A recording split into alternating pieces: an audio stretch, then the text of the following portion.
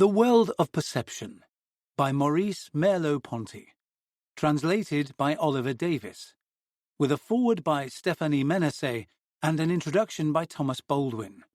Read by Stephen Perring. Foreword. The 7 lectures collected in this volume were commissioned by French National Radio and broadcast on its national programme at the end of 1948. Copies have been kept at the Institut National de l'Audiovisuel for use by researchers and other professionals alike. These 7 talks were written by Maurice Merleau-Ponty for a series of radio broadcasts and delivered by him in 1948. According to the official radio listings, 6 were broadcast on the French national station, 1 each week, between Saturday the 9th of October and Saturday the 13th of November 1948. The lectures were recorded for a programme called the French Culture Hour and were read continuously without interruption. Copies of the recordings have been kept at the Institut National de l'Audiovisuel, or INA. On Saturdays, the general theme of this programme was the development of ideas. Merleau-Ponty's lectures were broadcast on the same day as others by Georges Davy on the psychology of primitive peoples, Emmanuel Mounier on the psychology of character, Maxime Laniel-Lavastine on psychoanalysis, and Émile Henriot of the Académie Française on psychological themes in literature. The INA's archives suggest that there is no surviving record of the preamble introducing the speakers and specifying the precise topic of each broadcast. The lectures were devised by Merleau-Ponty to form a series, and it was he who decided on their order and individual titles. 1. The World of Perception and the World of Science. 2.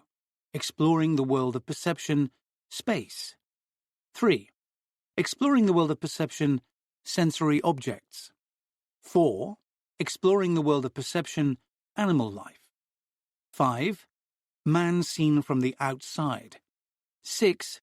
Art and the World of Perception. 7. Classical World, Modern World. This edition is based on the typewritten text prepared by Merleau-Ponty from his written plan. These papers, which are part of a private collection, carry corrections in the author's own hand. The recording is, for the most part, a faithful rendition by Merleau-Ponty of his written text. Bibliographical references are preceded by a number. We have endeavoured to go back to the editions available to Merleau-Ponty and his contemporaries. Our research reveals just how scrupulously attentive Merleau-Ponty was to recent and newly published work. We would like to express our particular thanks to those at the INA who have assisted us in our research into the broadcasting of these lectures. Stephanie Menasse. Introduction. Thomas Baldwin. Maurice Merleau-Ponty, 1908–61. Merleau-Ponty was one of the most creative philosophers of the 20th century. He combined a new way of thinking about the basic structures of human life with reflections on art, literature, and politics which draw on this new philosophy. These lively radio talks from 1948 show him at the height of his powers, moving easily between philosophical themes and discussions of painting and politics. The emphasis on painting is indeed specially notable here, as is the way in which he uses this to indicate his philosophical themes. The result is a brief text which provides the best possible introduction to his philosophy, especially since this is dominated by a larger and more complex text published in 1945, Phenomenology of Perception. But these talks should also be valued in their own right, for in many respects the contrasts with the past which Merleau-Ponty draws and the anxieties which he articulates are still ours. In my own introduction, after a brief account of Merleau-Ponty's life and philosophy, I shall say a little about each talk, or lecture, connecting them with Merleau-Ponty's other writings and also reflecting briefly on their significance for us. Life. Merleau-Ponty's father died in 1913, while he was still a small child, and, along with his brother and sister, he was brought up in Paris by his widowed mother.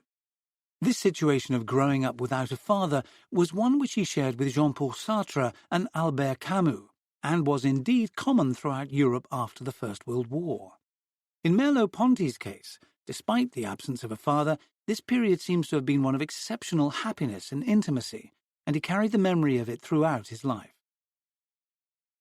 It is at the present time that I realize that the first 25 years of my life were a prolonged childhood, destined to be followed by a painful break leading eventually to independence.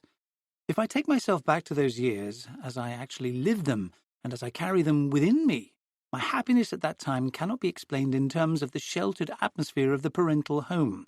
The world itself was more beautiful, things were more fascinating. After attending lycée, Merleau-Ponty gained admission in 1926 to the École Normale Supérieure, where he briefly encountered Sartre, though they were not then friends. He graduated in 1930 and went to teach at a lycée in Beauvais. In 1935, he returned to Paris to a junior position at the École Normale. During this period, he was working on his first doctoral thesis, a critical survey of psychological theory with special emphasis on Gestalt theory. This was published as The Structure of Behavior in 1942, during the German occupation of France. In 1939-40, Merleau-Ponty had served briefly in the French army as a second lieutenant, but after the German victory he was demobilized and returned to Paris. There, he taught at a couple of lycées while writing a second, higher doctoral thesis, as the French academic system then required of anyone who wanted to pursue an academic career in the university system. In this work, Merleau-Ponty continued the emphasis on psychology of his previous book, but he now approached the subject with a perspective informed by phenomenology. The philosophical method, which had been initiated at the start of the century by the German philosopher Edmund Husserl, whose unpublished manuscripts Merleau-Ponty had been able to study at Louvain shortly before the war. This second thesis was published in 1945, soon after the liberation of France, as Phenomenology of Perception. This is Merleau-Ponty's major and enduring contribution to philosophy. I say more about it in my discussion later. During the German occupation of France, Merleau-Ponty initially joined Sartre, with whom he now became a close friend, in a quixotic attempt during 1941 to constitute an intellectual resistance movement, socialism and freedom, distinct from the forces of the communists and the Gaullists. This movement collapsed at the end of the year, largely because of its ineffectiveness, and Merleau-Ponty and Sartre then withdrew to write their major works of philosophy. Sartre's Being and Nothingness dates from this period.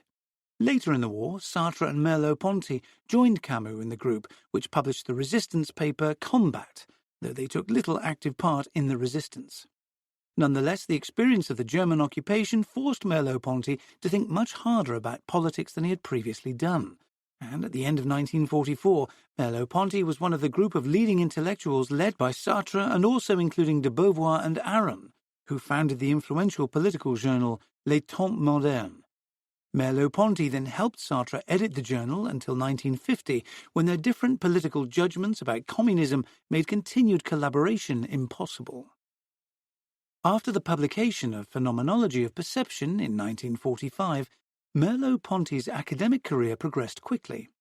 In 1945, he was appointed a professor at Lyon. In 1950, he became professor of psychology at the Sorbonne in Paris. And then in 1952, he was appointed to the most prestigious position for a French philosopher, the chair in philosophy at the Collège de France, a position which he held until his unexpected early death in 1961.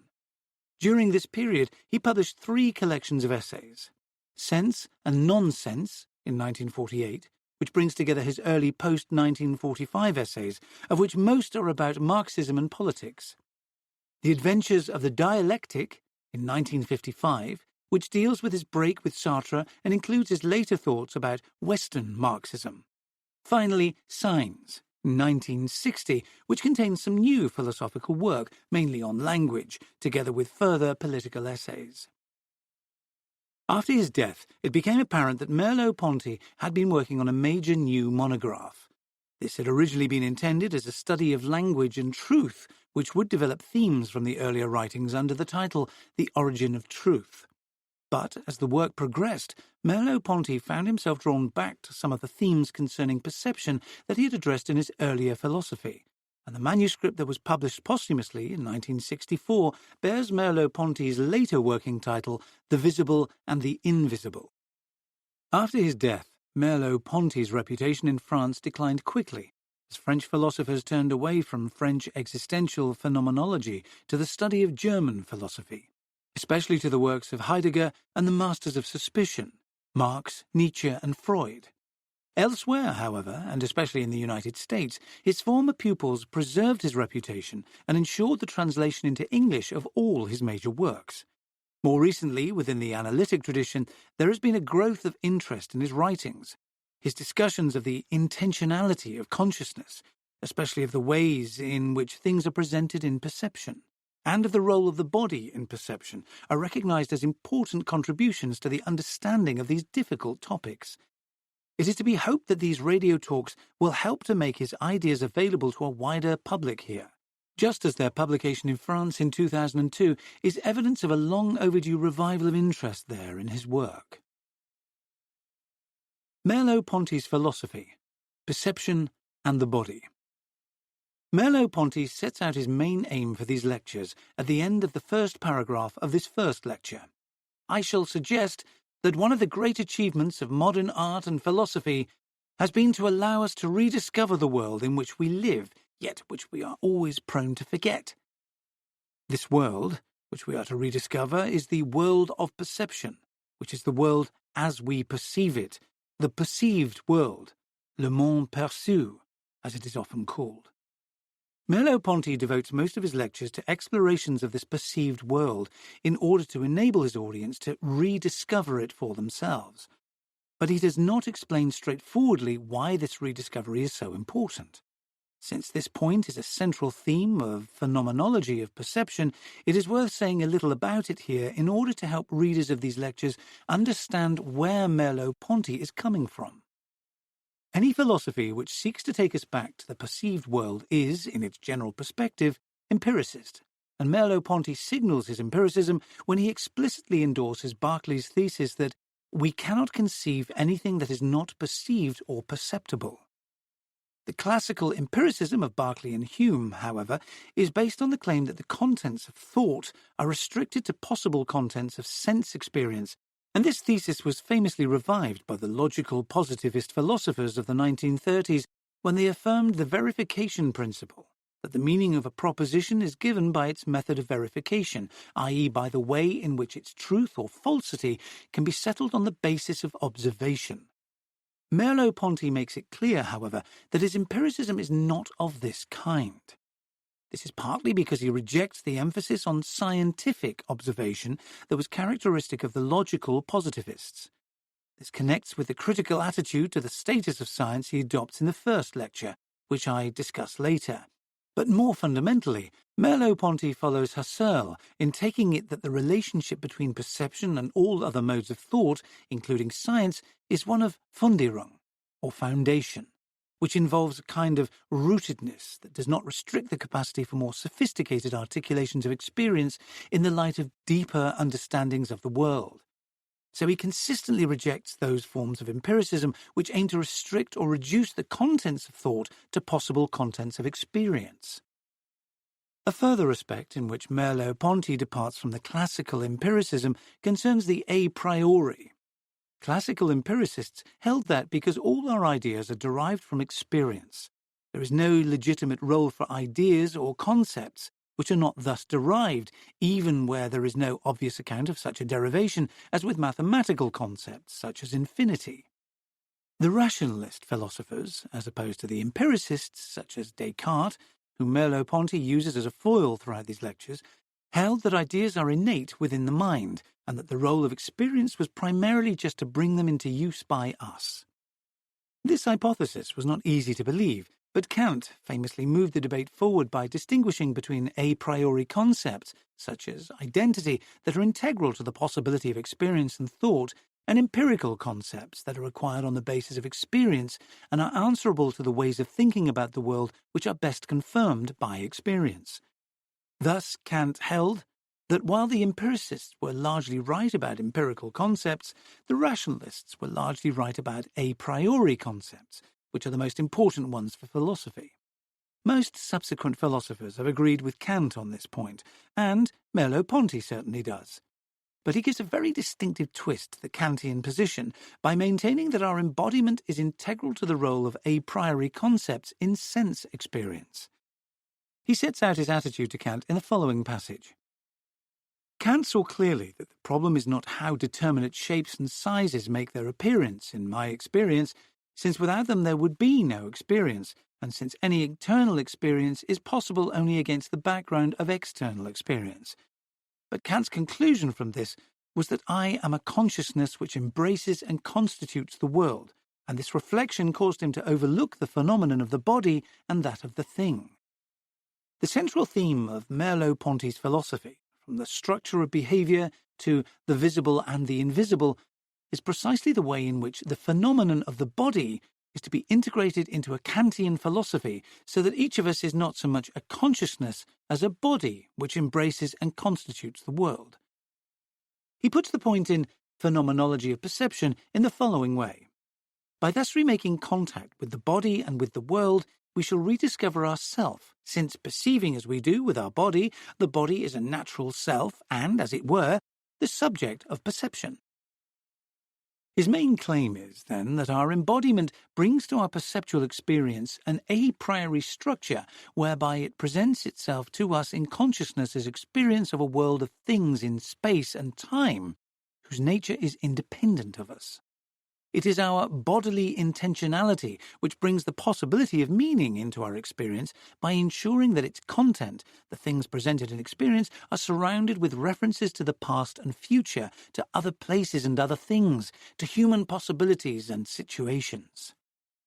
This sounds like a psychological thesis, and indeed it is one, substantiated by Merleau-Ponty, with detailed discussions from the psychological literature, mainly from the work of German psychologists of the 1930s, such as Kurt Goldstein. This very fact, however, invites the accusation of psychologism, of misrepresenting a psychological theory concerning the bodily contribution to the organization of perception as a philosophical theory about the a priori structure of experience. Since Husserl's phenomenological method was precisely motivated by a wish to set himself apart from the psychologism, as he saw it, of his contemporaries, it would be ironic if Merleau-Ponty's phenomenology turned out to be a form of psychologism after all. But Merleau-Ponty anticipated this objection. His reply to it is that the alternatives, psychological and philosophical, are not exclusive. Precisely because man is transcendental, in the sense that man is the being which gives meaning to things. The psychological understanding of man is at the same time a philosophical understanding of the meaning of things. The accusation of psychologism tacitly assumes that human psychology is a natural science, a branch of biology, whose ontology and methodology are to be thought of as comparable to other natural sciences. But Merleau-Ponty rejects this assumption. As he famously puts it in Phenomenology of Perception, perception is not a fact within the world, since it is the flaw in this great diamond, the world. Because perception is the capacity whereby there is a world, it cannot be just another fact within the world. This line of thought can be questioned. It is not as clear as Merleau-Ponty assumes it to be that one cannot combine a conception of human perception as a natural fact with an acknowledgement of its special status as the root of the human understanding of the world. But this is not the place to take the argument further. Instead, I want to return to the starting point of this discussion, to Merleau-Ponty's suggestion at the start of these lectures that we need to rediscover the perceived world with the help of modern art and philosophy.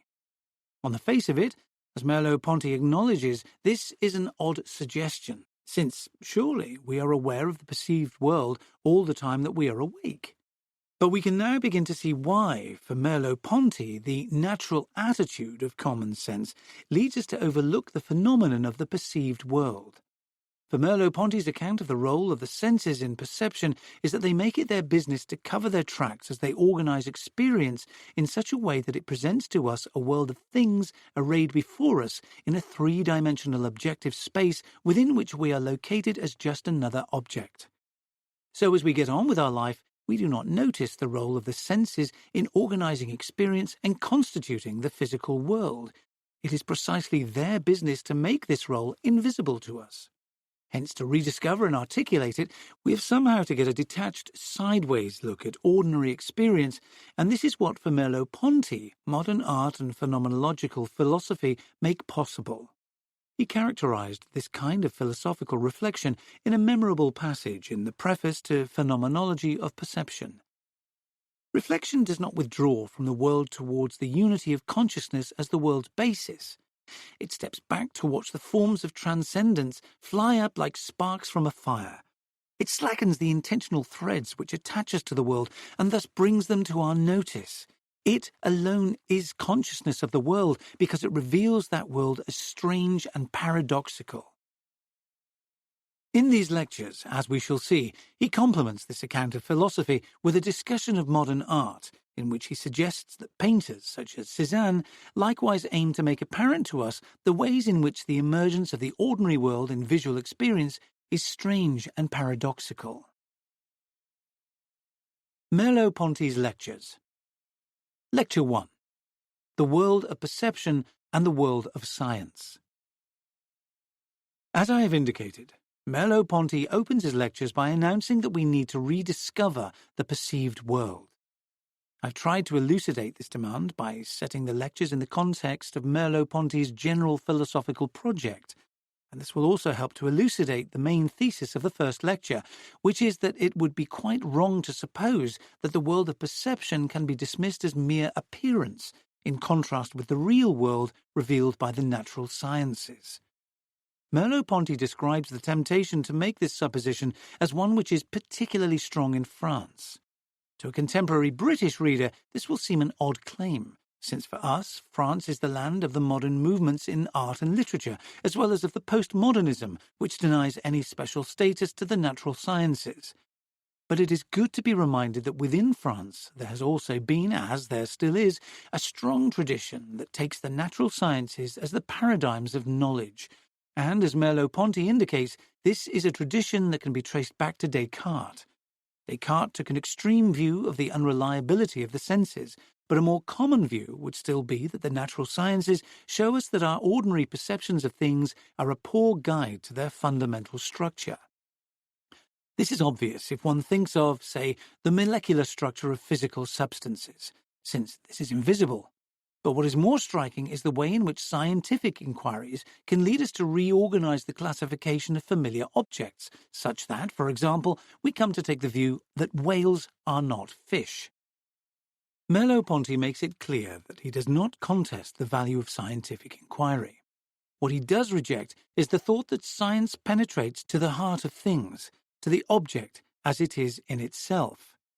Instead, he holds, science provides only abstract representations of aspects of the world that are of technological value, but which do not constitute absolute and complete knowledge. It seems to me that Merleau-Ponty runs together different points here, in the closing paragraphs of his lecture. The thesis that the natural sciences might provide absolute and complete knowledge of the world is an extreme view, since there are many activities and interests, sport, for example, such that facts about them are not, on the face of it, accessible to the natural sciences. To bring them within the compass of the natural sciences would require the hypothesis that the thoughts and movements of all those engaged in sport can somehow be brought within the compass of a scientific psychology that can be integrated into natural science. No great degree of skepticism is required to dismiss this hypothesis. But this gives too easy a triumph to the critic of science, since this kind of aspiration for absolute and complete knowledge is not essential to scientific inquiry. What is important is scientific realism, the belief that the account of the structure of things and forces provided by physics and other sciences does indeed reveal to us things that are really there, even if we cannot observe them, and the further belief that reference to this structure is of fundamental importance when we seek to explain natural phenomena. When Merleau-Ponty says that science offers us only approximate expressions of physical events, it is not clear whether he would reject scientific realism thus understood. For the scientific realist will, of course, allow that the accounts of structure provided by a science typically involve many approximations and simplifications, especially since the details needed vary from context to context. For example, sometimes it is important to distinguish between the different isotopes of a molecule, sometimes not. The general implication of Merleau-Ponty's discussion, however, is undoubtedly hostile to scientific realism, since, in effect, he seeks to reverse the application of the appearance-reality distinction to the relationship between the perceived world and the world of science. Unlike Descartes, he holds that the perceived world is the real world, as compared with which the world of science is just an approximation, i.e. an appearance. It seems to me, however, that these alternatives are not exhaustive. One does better to combine scientific realism with an acknowledgement that natural science is far from complete, and thus that there are important aspects of reality which escape science, including those which are manifest within the perceived world.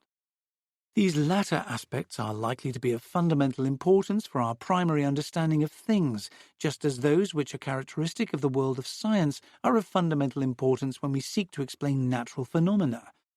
There can also be different priorities here, and it is simply not necessary to take sides in the way that Merleau-Ponty appears to, in order to defend the importance of an inquiry into the structure of the perceived world. Lecture 2. Exploring the world of perception, space. Merleau-Ponty begins his exploration of the perceived world with a discussion of space, and his basic theme is a contrast between the classical conception of space and that which actually informs the world as we perceive it. The classical conception of space is that of Newtonian physics, which relies on a conception of absolute space within which physical objects have an absolute location at a time and can move about without any alteration of their intrinsic physical properties. Merleau-Ponty associates this conception of space with that found in classical art, the kind of painting whereby objects are depicted in accordance with the perspective they would present when viewed under a gaze directed at a point of the horizon, what Merleau-Ponty calls a gaze fixed at infinity. Such paintings, Merleau-Ponty says, remain at a distance and do not involve the viewer. Merleau-Ponty gives no examples, but one can perhaps think here of the paintings of the early Florentine Renaissance, or, in a French context, of the works of Nicolas Poussin. Merleau-Ponty holds that this conception of space is misleading. In this context, he is happy to begin by recruiting natural science to suggest that this conception of space does not even apply to the physical world. Merleau-Ponty is broadly right about this, though he gets the details wrong. It is not, as he suggests, the adoption of a non-Euclidean geometry that marks the downfall of the Newtonian conception of space, but the adoption by Einstein, in his general theory of relativity, of the 19th century Riemann-Clifford hypothesis that geometry and physics are interdependent, in that gravity just expresses the curvature of space, which is determined by the local distribution of matter. But Merleau-Ponty gives most attention to painting, in particular to the manner in which Cézanne attempts to capture the way in which visual experience, through the distribution of colour, gives birth to the outline and shape of objects. Merleau-Ponty notes that in doing this, Cézanne breaks with the traditional laws of perspective, using instead local points of view that are not integrated into the classical gaze at infinity. As such, according to Merleau-Ponty, Cézanne's paintings show us the structure of the visual world, in which not all objects are attended to at one time from one point of view. Instead, our perceived world is structured by a plurality of overlapping perspectives within which different aspects are somehow seen together as aspects of just one world. Merleau-Ponty's choice here of Cézanne is characteristic. In Phenomenology of Perception, he often alludes to Cézanne's work in order to illustrate his account of the way in which the visual world forms itself through our gaze. One might be inclined to object that there is in fact a great deal more variety and complexity in the history of painting. Titian's use of space and colour, for example, does not fit within Merleau-Ponty's classical paradigm, but it is also plainly not of the same kind of Cézanne's. But Merleau-Ponty is just using his comparison from the history of painting to illustrate a philosophical theme. He is not offering it as the key to a general account of the depiction of space within painting. So, although the cases he discusses are far from exhaustive, the contrast he draws between Cézanne and classical art is, I think, fair enough for his purposes.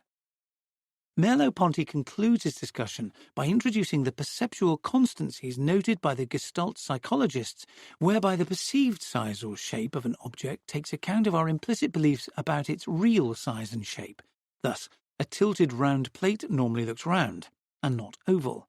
and the apparent dimensions of a person's feet when viewed from below do not match the real perspective that is captured by a photograph in which the feet look absurdly large. Merleau-Ponty connects this with the long-standing puzzle that the moon looks so much larger when it is on the horizon than when it is high in the night sky. Somehow its apparent size when viewed on the horizon is affected by this context. Merleau-Ponty suggests that this can be explained by perceptual constancies in the horizontal plane, but this cannot be the whole story. Still, his general point is right.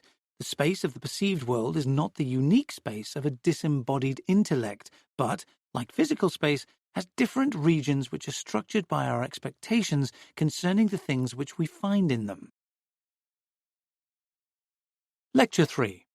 Exploring the World of Perception, Sensory Objects. Merleau-Ponty now turns to the things which fill the space of the perceived world. The view he opposes is one which regards these as substances which we experience in a variety of unconnected ways, and whose intrinsic properties have no essential relation to our experience of them. By contrast, Merleau-Ponty holds that our experiences are interconnected and reveal to us real properties of the thing itself, which is much as it appears, and not some hidden substance that lies beneath our experience of its appearance. Merleau-Ponty, following Sartre, brings out the interconnectedness of our experience of things with the examples of honey and lemon. These are both foods, and it is the familiar experience of eating them which gives rise to the tacit gustatory and tactile expectations that are inherent in ordinary visual experience, though it is when these expectations are disappointed, as they are by fake foods, for example plastic lemons, that the existence of these expectations is brought to our attention. Merleau-Ponty's main point, however, concerns the status of the properties manifest in ordinary experience. Because these properties, such as the sticky sweetness of honey, can be understood only in the context of our experience of them, there has been a perennial temptation to regard them as superficial appearances, merely secondary qualities which need to be backed up by intrinsic primary qualities of things.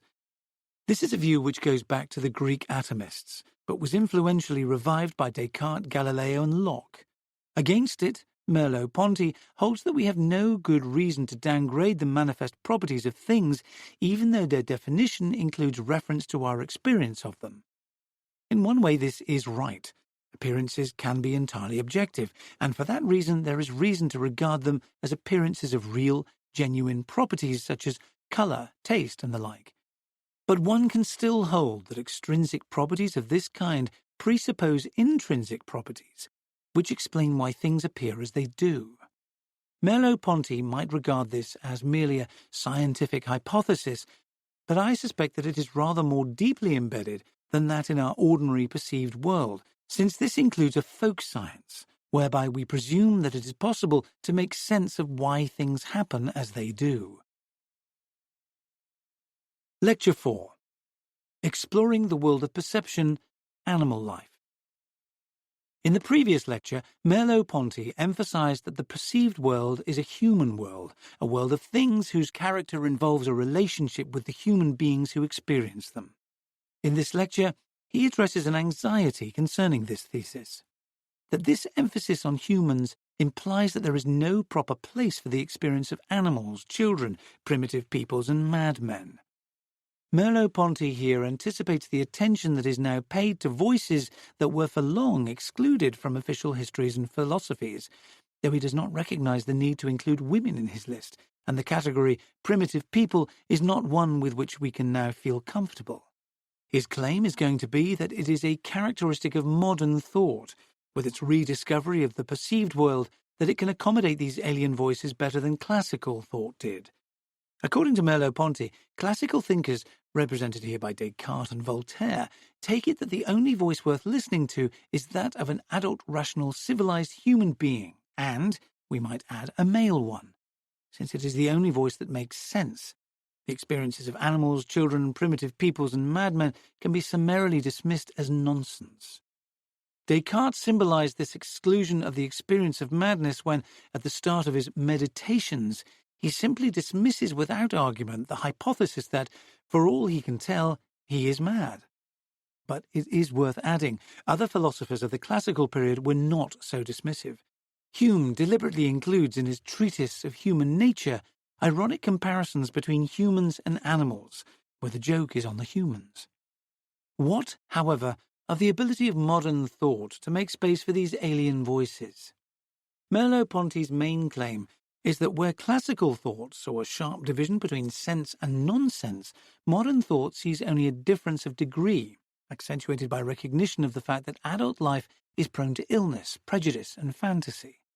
Thus, although there is still a hierarchy in Merleau-Ponty's position, adult thought, normal or civilized, is better than childish, morbid, or barbaric thought, he allows that there are insights in the alien experiences that classical thought excluded, insights which we can ourselves understand and use when we think of the ways in which our own life has been disturbed by illness, childish fixations, and other complexities that psychoanalysis has taught us to acknowledge.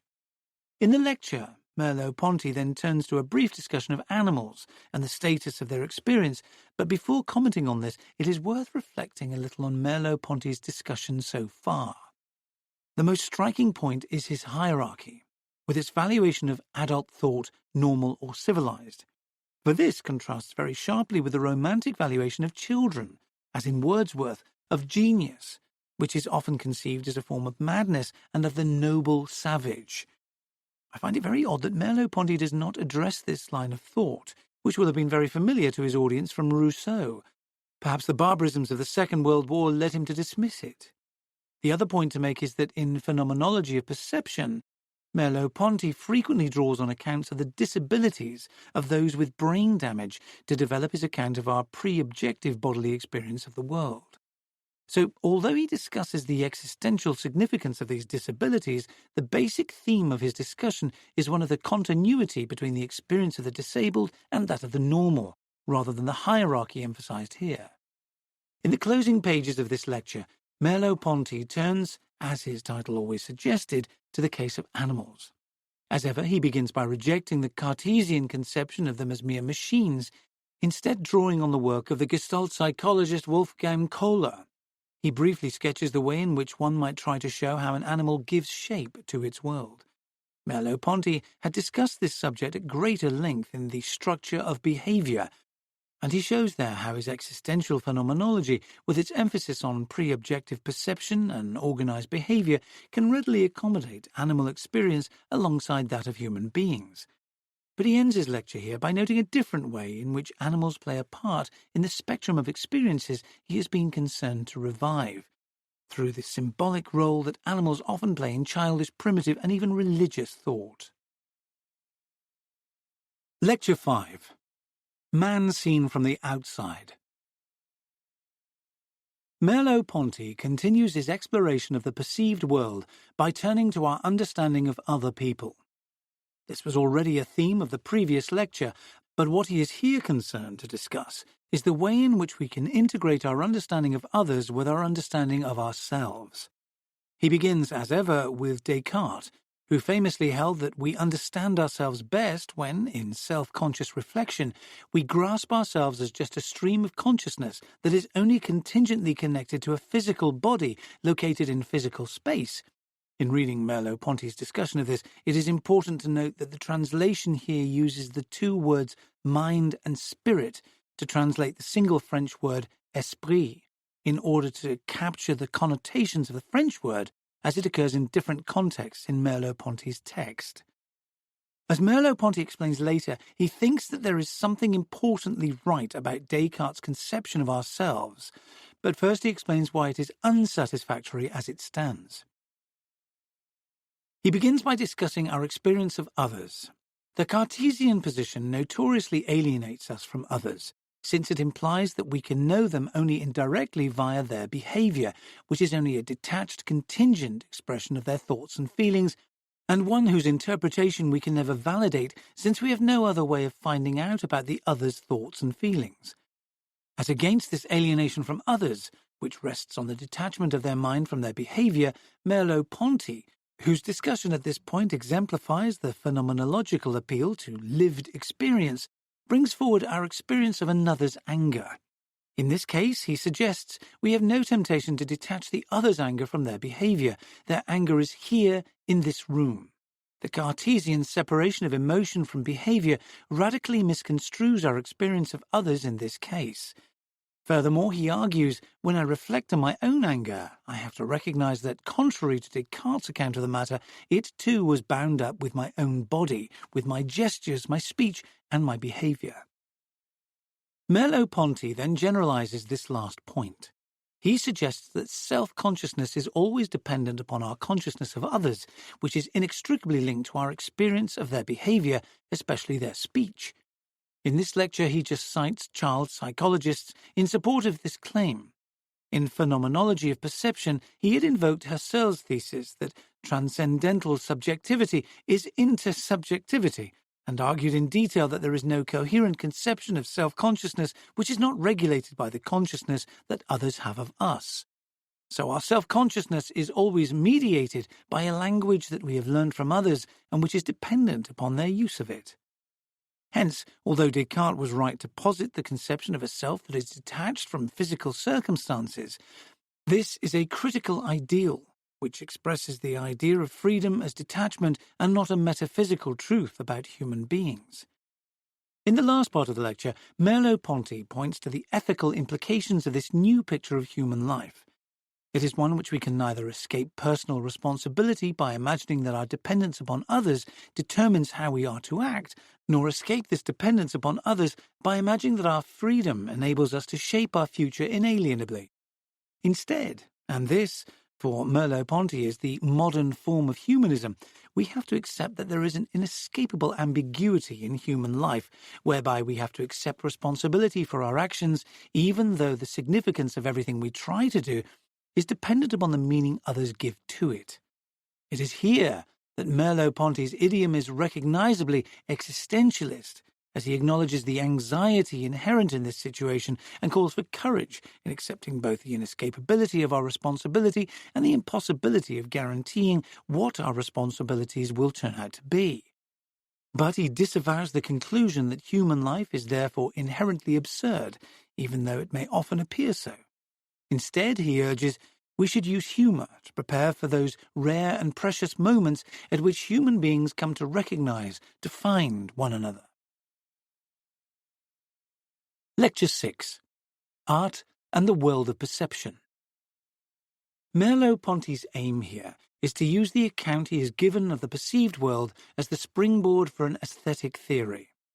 In doing so, he builds on the earlier discussion in Lecture 2 of the way in which modern art, or at any rate Cézanne's paintings, helps us to rediscover the creation of the perceived world that we are all too prone to pass over as our attention is drawn to the things that it makes manifest to us. Reciprocally, then, having learned that the things of the perceived world are manifest to us in experience and not substances hidden behind a veil of appearances, he wants us to see that much the same is true of works of art. Their meaning is what is given in our experience of them. It does not reside in their relationship to something else, something not perceived but represented. While it is easy to see how this applies to abstract painting, it is less clear how it applies to representational paintings, such as portraits. For a portrait is clearly intended to be a portrait of someone, Cézanne perhaps. Yet, the portrait is not, as Merleau-Ponty puts it, simply intended to evoke the person portrayed. That would be better achieved by a biography. Instead, the portrait has to be a spectacle which is sufficient unto itself, something which cannot be appreciated without seeing it, and which, in the seeing of it, enables us to see the person portrayed in the painting. The meaning must be accomplished within the painting itself, and cannot depend upon a relationship to something intrinsic to the painting, even the person portrayed. Merleau-Ponty now extends this aesthetic approach to other art forms. Interestingly, he looks forward to applying it to film, and his remarks here are suggestive of the features we do indeed look for in the films we value. In the case of music, it is almost too easy to apply his approach, since music is not representational. But the difficulty in this case lies in knowing how to add to formal descriptions of music. For example, how to characterize the expressive aspects of music, and Merleau-Ponty does not really contribute to this. In the case of literature, Merleau-Ponty's approach is problematic for the opposite reason. Our appreciation of literature seems to depend on our understanding of the language used, and thus on our grasp of the relationships between the words used and their worldly meanings. so it does not seem that the ideal of the self-sufficiency of a work of art can have application here. Merleau-Ponty's response is brief. Poetry, or at least the kind of poetry Mallarmé wrote, does not draw on any antecedent meanings. Instead, here too, the meaning is supposed to be inherent in the poem itself. While there is obviously something right about this, prose commentaries cannot substitute for a poem, the poet has to rely on the fact that the reader brings certain expectations and understandings to their reading of a poem, even if these are not straightforwardly endorsed in the poem. So only a qualified version of the self-sufficiency thesis is tenable, but the issue is clearly more complicated than Merleau-Ponty's discussion here allows for. Lecture 7. Classical World, Modern World. In this final lecture, Merleau-Ponty looks back over the contrast he has been drawing between the classical and modern worlds, while acknowledging that it can be seen as a tale of decline that would justify only pessimism. He suggests that the fact that the modern consciousness is more truthful to the ambiguities of the human condition makes it possible to be optimistic, to look forward without illusion to the creation of something whose value is solid and lasting, even if it lacks the rational clarity of the classical ideal. The contrast is drawn in familiar terms. Where the classical world believed in the possibility of a rational final understanding of the world that will obtain for all time and created works of art whose meaning is unequivocal, the modern theorist accepts that we are inescapably fallible and that we should not hope for final solutions in physics any more than in politics. We must learn to live with contestable theories and principles that are inherently provisional, and, equally, be content with works of art that leave open the possibility for a variety of interpretations. It is no good looking for some better conception of reason, for example discursive reason, that will definitively show us how to live. We must learn to live not only after the death of God, but also without the dream of reason.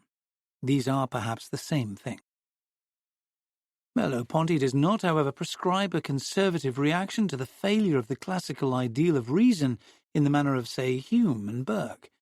Instead, he affirms the existential ambiguity, tension might be a better word, of human life, whereby there is no escape from the requirement to justify our actions, but equally no escape from the fact that as we locate our justifications in a space of reasons whose dimensions are set by others, we have to accept that they are bound to be found wanting in some ways.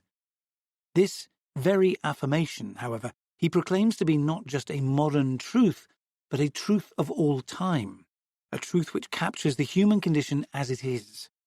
As such, he suggests, it should be possible for us to do things which are genuinely worth doing, even if they are not informed by the classical ideal. By internalizing the ambiguity of human life, we should be able to create something as solid and lasting as the paintings of Cézanne. It is an attractive conclusion, but one cannot help thinking, in a postmodern way, that Merleau-Ponty betrays himself here.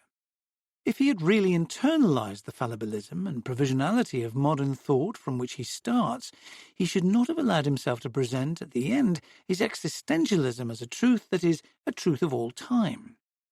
A fallibilist does not undermine his fallibilism by taking a fallibilist attitude to it, for fallibilism is inconsistent with dogmatism, not confidence. So we see Merleau-Ponty, at the end of these lectures, poised to move beyond modern thought to postmodernism, but not quite taking the step. But to say this is not to say that these lectures do not present, in the incomplete and sketchy way of modern art, a sketch of philosophy whose value is solid and lasting. Chapter 1.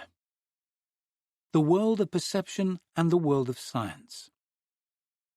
The world of perception, or in other words, the world which is revealed to us by our senses and in everyday life, seems at first sight to be the one we know best of all.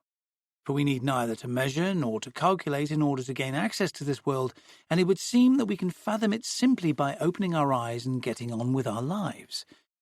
Yet this is a delusion. In these lectures, I hope to show that the world of perception is, to a great extent, unknown territory as long as we remain in the practical or utilitarian attitude. I shall suggest that much time and effort as well as culture have been needed in order to lay this world bare, and that one of the great achievements of modern art and philosophy, that is the art and philosophy of the last 50 to 70 years, has been to allow us to rediscover the world in which we live, yet which we are always prone to forget. This temptation is particularly strong in France. It is characteristic not just of French philosophy, but also of what is rather loosely termed the French cast of mind, to hold science and knowledge in such high esteem that all our lived experience of the world seems by contrast to be of little value. If I want to know what light is, surely I should ask a physicist. Is it not he who can tell me what light really is? Is light, as was once thought, a stream of burning projectiles, or, as others have argued, vibrations in the ether? Or is it, as a more recent theory maintains, a phenomenon that can be classed alongside other forms of electromagnetic radiation? What good would it do to consult our senses on this matter? Why should we linger over what our perception tells us about colours, reflections, and the objects which bear such properties? For it seems that these are almost certainly no more than appearances, only the methodical investigations of a scientist. His measurements and experiments can set us free from the delusions of our senses and allow us to gain access to things as they really are. Surely the advancement of knowledge has consisted precisely in our forgetting what our senses tell us when we consult them naively. Surely there is no place for such data in a picture of the world as it really is, except insofar as they indicate peculiarities of our human makeup, ones which physiology will, one day, take account of, just as it has already managed to explain the illusions of long and short-sightedness. The real world is not this world of light and colour. It is not the fleshy spectacle which passes before my eyes. It consists rather of the waves and particles which science tells us lie behind these sensory illusions. Descartes went as far as to say that simply by scrutinizing sensory objects and without referring to the results of scientific investigations, I am able to discover that my senses deceive me, and I learn accordingly to trust only my intellect. I claim to see a piece of wax. Yet what exactly is this wax? It is by no means its colour, white, nor, if it has retained this, its floral scent, nor its softness to my touch, nor indeed the dull thud which it makes when I drop it. Not one of these properties is constitutive of the wax because it can lose them all without ceasing to exist. For example, if I melt it, whereupon it changes into a colourless liquid which has no discernible scent and which is no longer resistant to my touch. Yet I maintain that this is still the same wax. So how should this claim be understood? What persists through this change of state is simply a piece of matter which has no properties, or at most a certain capacity to occupy space and take on different shapes without either the particular space filled or the shape adopted being in any way predetermined. This, then, is the real and unchanging essence of the wax. It will be clear that the true nature of the wax is not revealed to my senses alone, for they only ever present me with objects of particular sizes and shapes, so I cannot see the wax as it really is with my own eyes.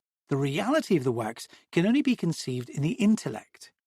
When I assume I am seeing the wax, all I am really doing is thinking back from the properties which appear before my senses to the wax in its naked reality, the wax which, though it lacks properties in itself, is nonetheless the source of all the properties which manifest themselves to me. Thus, for Descartes, and this idea has long held sway in the French philosophical tradition, perception is no more than the confused beginnings of scientific knowledge. The relationship between perception and scientific knowledge is one of appearance to reality. It befits our human dignity to entrust ourselves to the intellect, which alone can reveal to us the reality of the world. When I said a moment ago that modern art and philosophy have rehabilitated perception and the world as we perceive it, I did not, of course, mean to imply that they deny the value of science, either as a means of technological advancement or insofar as it offers an object lesson in precision and truth. If we wish to learn how to prove something, to conduct a thorough investigation, or to be critical of ourselves and our preconceptions, it remains appropriate, now as then, that we turn to science. It was a good thing that we once expected science to provide all the answers at a time when it had still to come into being. The question which modern philosophy asks in relation to science is not intended either to contest its right to exist or to close off any particular avenue to its inquiries.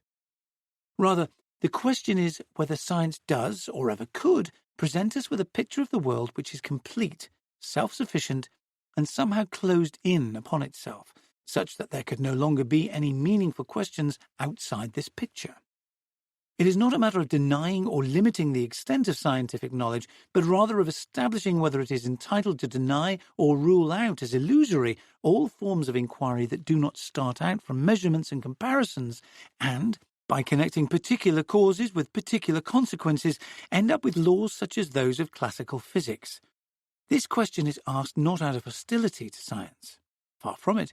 In fact, it is science itself, particularly in its most recent developments, which forces us to ask this question and which encourages us to answer in the negative.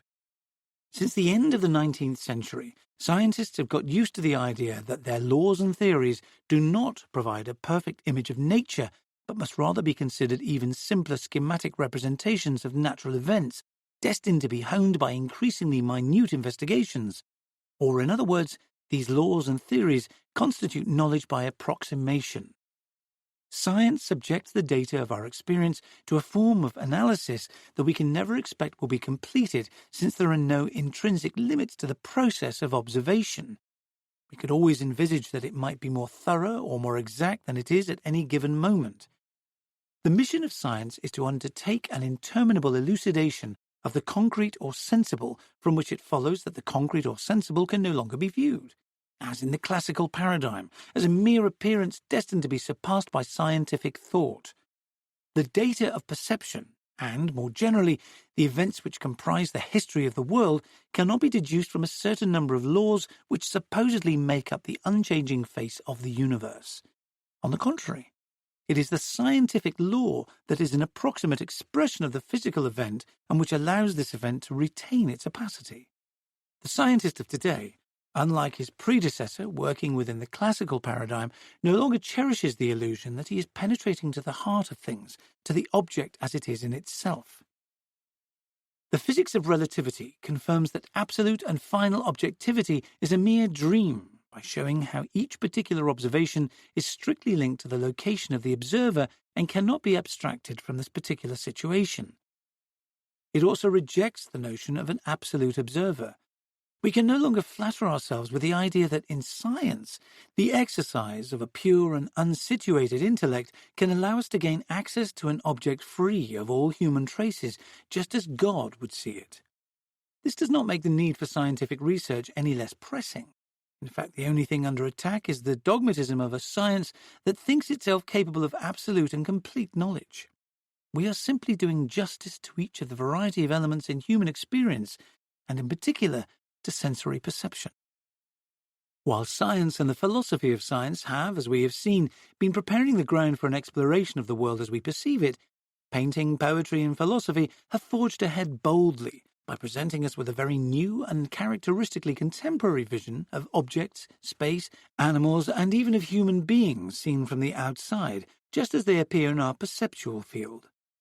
In forthcoming lectures, I shall describe some of what we have learned in the course of these investigations.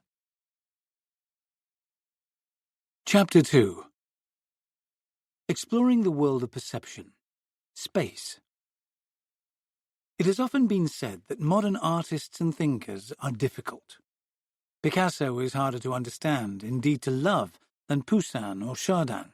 The same is said of Giraudoux or Malraux, as opposed to Marivaux or Stendhal. Some, such as Julien Bender, have even drawn the conclusion that modern writers are Byzantine, are difficult simply because they have nothing to say and peddle subtlety in place of art. Nothing could be further from the truth. If modern thought is difficult and runs counter to common sense, this is because it is concerned with truth. Experience no longer allows it to settle for the clear and straightforward notions which common sense cherishes because they bring peace of mind. Thus, modern thinkers seek to render obscure even the simplest of ideas and to revise classical concepts in the light of our experience. Today, I would like to consider, as an example of this approach, an idea which seems at first sight to be the clearest of all: the concept of space. Classical science is based on a clear distinction between space and the physical world. Thus, space is the uniform medium in which things are arranged in 3 dimensions and in which they remain the same regardless of the position they occupy. In many cases, the properties of an object are seen to change when the object is moved. If an object is moved from the pole to the equator, its weight and perhaps even its shape will change, on account of the rise in temperature. Yet neither of these changes of weight and shape can be attributed to the movement as such. Space is the same at the pole as at the equator. The variation which occurs from one place to the other is one of physical conditions, of temperature. Thus, the fields of geometry and physics remain entirely distinct. The form and content of the world do not mix. The geometrical properties of the object would remain the same after the move, were it not for the variation in physical conditions to which it is also subject. Or so it was assumed in classical science. Everything changes if, with the advent of so-called non-Euclidean geometry, we come to think of space itself as curved and use this to explain how things can change simply by being moved. Thus, space is composed of a variety of different regions and dimensions, which can no longer be thought of as interchangeable and which affect certain changes in the bodies which move around within them. Instead of a world in which the distinction between identity and change is clearly defined, with each being attributed to a different principle, we have a world in which objects cannot be considered to be entirely self-identical, one in which it seems as though form and content are mixed, the boundary between them blurred. Such a world lacks the rigid framework once provided by the uniform space of Euclid. We can no longer draw an absolute distinction between space and the things which occupy it, nor indeed between the pure idea of space and the concrete spectacle it presents to our senses. It is intriguing that the findings of science should coincide with those of modern painting. Classical doctrine distinguishes between outline and colour. The artist draws the spatial pattern of the object before filling it with colour. Cézanne, by contrast, remarked that as soon as you paint, you draw, by which he meant that neither in the world as we perceive it, nor in the picture which is an expression of that world, can we distinguish absolutely between, on the one hand, the outline or shape of the object, and, on the other, the point where colours end or fade, that play of colour which must necessarily encompass all that there is, the object's shape, its particular colour, its physiognomy, and its relation to neighbouring objects. Cézanne strives to give birth to the outline and shape of objects in the same way that nature does when we look at them, through the arrangement of colours. This is why, when he paints an apple and renders its coloured texture with unfailing patience, it ends up swelling and bursting free from the confines of well-behaved draftsmanship. In this drive to rediscover the world as we apprehend it in lived experience, all the precautions of classical art fall by the wayside. According to classical doctrine, painting is based on perspective. This means that when a painter is confronted by, for example, a landscape, he chooses to depict on his canvas an entirely conventional representation of what he sees. He sees the tree nearby, then he directs his gaze further into the distance to the road, before finally looking to the horizon. The apparent dimensions of the other objects change each time he stares at a different point. On the canvas, he arranges things such that what he represents is no more than a compromise between these various different visual impressions. He strives to find a common denominator to all these perceptions by rendering each object not with the size, colours and aspect it presents when the painter fixes it in his gaze, but rather with the conventional size and aspect that it would present in a gaze directed at a particular vanishing point on the horizon, a point in relation to which the landscape is then arranged along lines running from the painter to the horizon.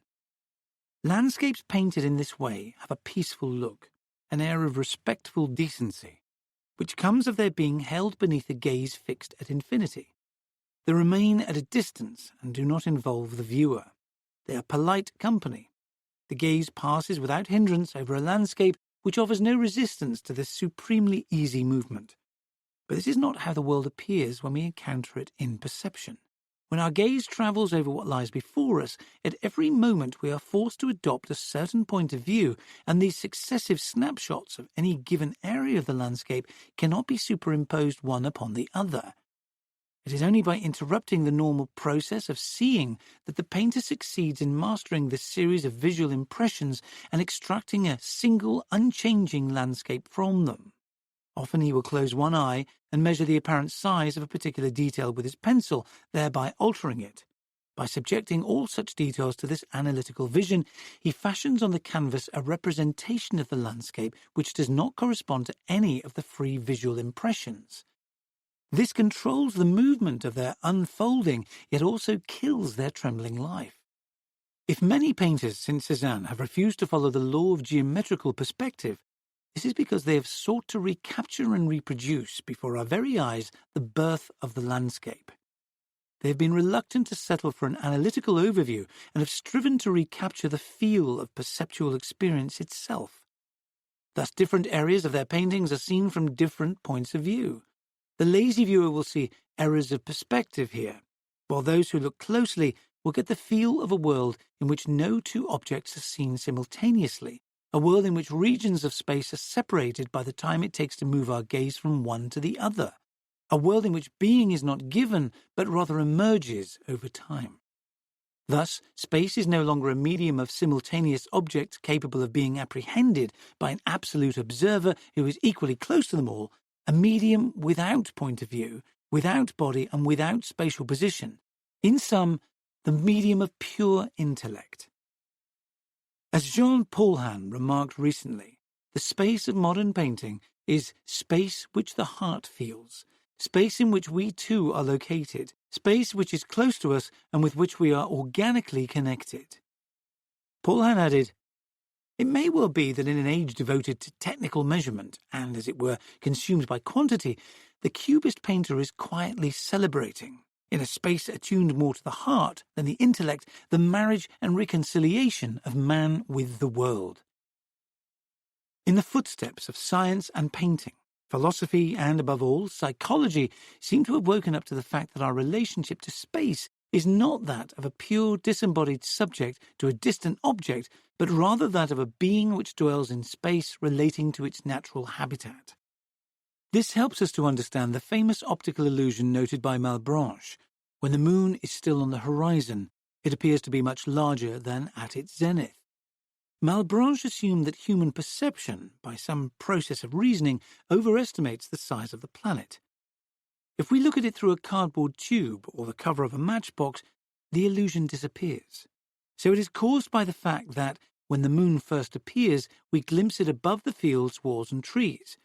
This vast array of intervening objects makes us aware of being at so great a distance, from which we conclude that, in order to look as big as it does, notwithstanding this distance, the moon must indeed be very large. On this account, the perceiving subject is akin to the scientist who deliberates, assesses, and concludes, and the size we perceive is in fact the size we judge. This is not how most of today's psychologists understand the illusion of the moon on the horizon. Systematic experimentation has allowed them to discover that it is generally true of our field of vision that the apparent size of objects on the horizontal plane is remarkably constant, whereas they very quickly get smaller on the vertical plane. This is most likely to be because, for us as beings who walk upon the earth, the horizontal plane is where our most important movements and activities take place. Thus, what Malebranche attributed to the activity of a pure intellect, psychologists of this school put down to a natural property of our perceptual field, that of embodied beings who are forced to move about upon the surface of the earth. In psychology, as in geometry, the notion of a single unified space, entirely open to a disembodied intellect, has been replaced by the idea of a space which consists of different regions and has certain privileged directions. These are closely related to our distinctive bodily features and our situation as beings thrown into the world. Here, for the first time, we come across the idea that rather than a mind and a body, man is a mind with a body, a being who can only get to the truth of things because its body is, as it were, embedded in those things. We shall see in the next lecture that this is not only true of space, but more generally of all external objects. We can only gain access to them through our body. Clothed in human qualities, they too are a combination of mind and body. Chapter 3. Exploring the world of perception. Sensory objects.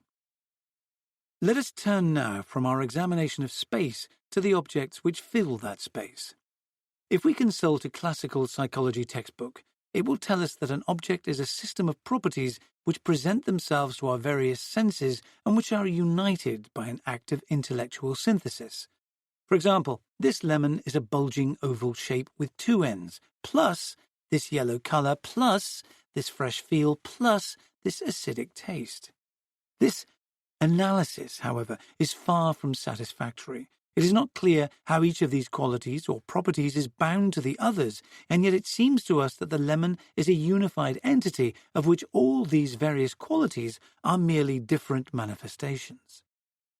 The unity of the object will remain a mystery for as long as we think of its various qualities, its colour and taste, for example, as just so many data belonging to the entirely distinct worlds of sight, smell, touch, and so on. Yet modern psychology, following Goethe's lead, has observed that, rather than being absolutely separate, each of these qualities has an effective meaning which establishes a correspondence between it and the qualities associated with the other senses. For example, anyone who has had to choose carpets for a flat will know that a particular mood emanates from each colour, making it sad or happy, depressing or fortifying, because the same is true of sounds and tactile data. It may be said that each colour is the equivalent of a particular sound or temperature. This is why some blind people manage to picture a colour when it is described, by way of an analogy with, for example, a sound. Provided that we restore a particular quality to its place in human experience, the place which gives it a certain emotional meaning, we can begin to understand its relationship to other qualities which have nothing in common with it. Indeed, our experience contains numerous qualities that would be almost devoid of meaning if considered separately from the reactions they provoke in our bodies. This is the case with the quality of being honeyed. Honey is a slow-moving liquid. While it undoubtedly has a certain consistency and allows itself to be grasped, it soon creeps slyly from the fingers and returns to where it started from. It comes apart as soon as it has been given a particular shape, and, what is more, it reverses the roles by grasping the hands of whoever would take hold of it. The living, exploring hand, which thought it could master this thing, instead discovers that it is embroiled in a sticky external object. Sartre, who must take credit for this elegant analysis, writes, "In one sense it is like the supreme docility of the possessed, the fidelity of a dog who gives himself even when one does not want him any longer. And in another sense there is underneath this docility a surreptitious appropriation of the possessor by the possessed." So, the quality of being honeyed, and this is why this epithet can be used to symbolize an entire pattern of human behavior, can only be understood in the light of the dialogue between me as an embodied subject and the external object which bears this quality. The only definition of this quality is a human definition.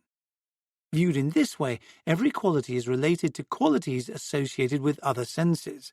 Honey is sugary, yet sugariness in the realm of taste, an indelible softness that lingers in the mouth for an indefinite duration that survives swallowing, constitutes the same sticky presence as honey in the realm of touch.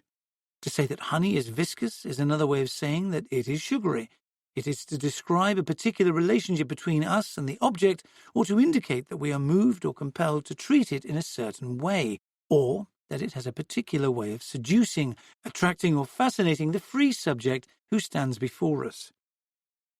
Honey is a particular way the world has of acting on me and my body, and this is why its various attributes do not simply stand side by side, but are identical insofar as they all reveal the same way of being or behaving on the part of the honey.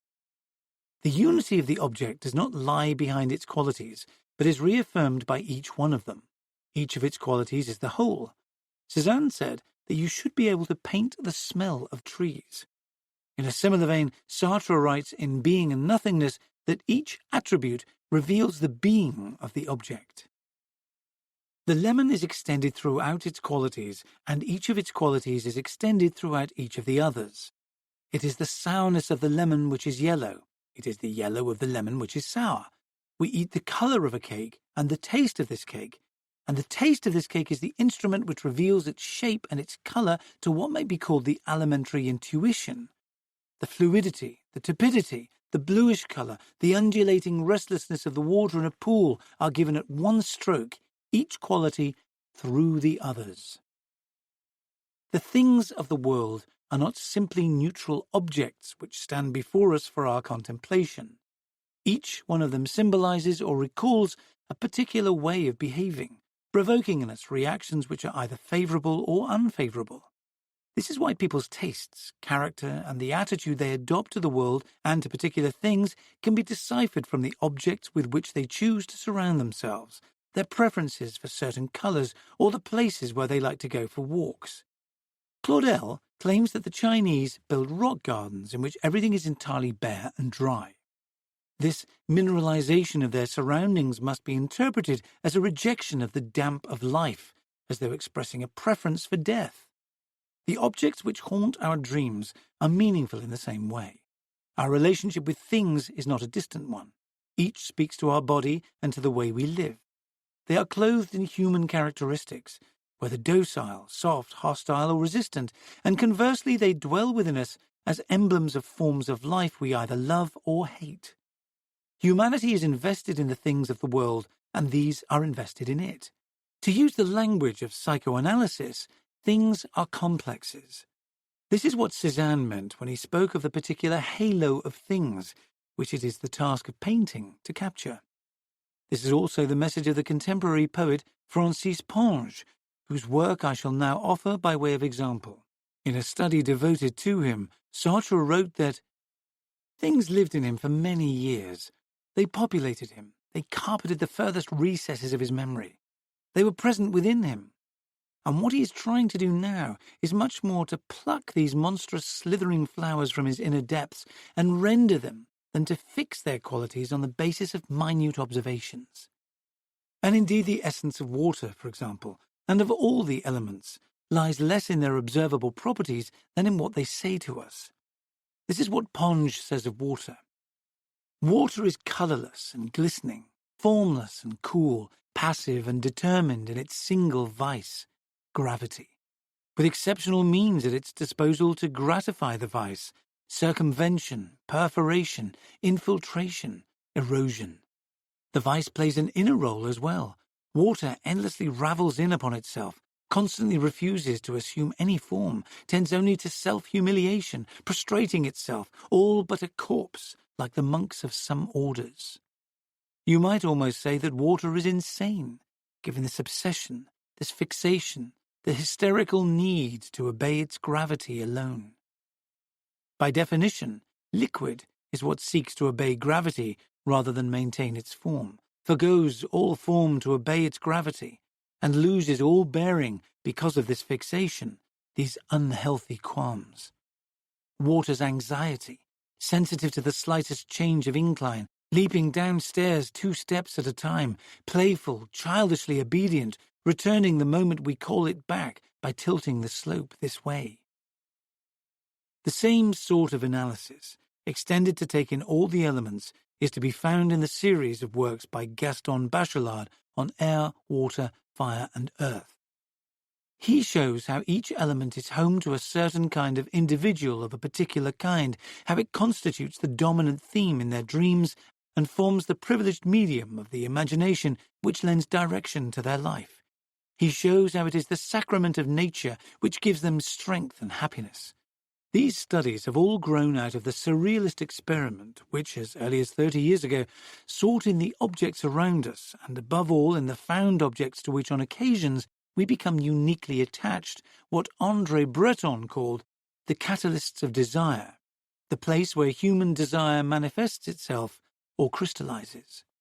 So it is fairly widely recognized that the relationship between human beings and things is no longer one of distance and mastery, such as that which obtained between the sovereign mind and the piece of wax in Descartes' famous description. Rather, the relationship is less clear-cut.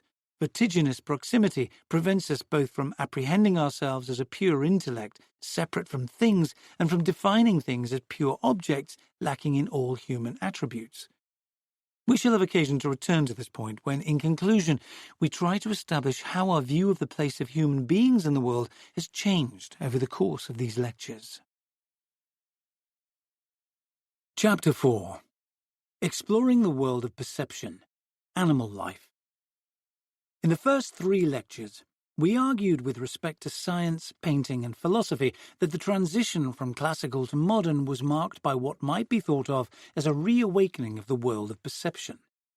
We are once more learning to see the world around us, the same world which we had turned away from in the conviction that our senses had nothing worthwhile to tell us, sure as we were that only strictly objective knowledge was worth holding on to. We are rediscovering our interest in the space in which we are situated. Though we see it only from a limited perspective, our perspective, this space is nevertheless where we reside and we relate to it through our bodies. We are rediscovering in every object a certain style of being that makes it a mirror of human modes of behavior. So the way we relate to the things of the world is no longer as a pure intellect trying to master an object or space that stands before it. Rather, this relationship is an ambiguous one, between beings who are both embodied and limited, and an enigmatic world of which we catch a glimpse, indeed which we haunt incessantly, but only ever from points of view that hide as much as they reveal, a world in which every object displays the human face it acquires in a human gaze. Yet we are not alone in this transfigured world. In fact, this world is not just open to other human beings, but also to animals, children, primitive peoples and madmen who dwell in it after their own fashion. They too coexist in this world. Today we shall see that the rediscovery of the world of perception allows us to find greater meaning and interest in these extreme or aberrant forms of life and consciousness. So much so that the whole spectacle that is the world and human life itself takes on new meaning as a result. It is well known that classical thought has little time for animals, children, primitive people, and madmen. You will recall that Descartes saw animals as no more than collections of wheels, levers, and springs, in effect as machines. Those classical thinkers who did not view animals as machines saw them instead as prototypes of human beings. Many entomologists were all too keen to project onto animals the principal characteristics of human existence.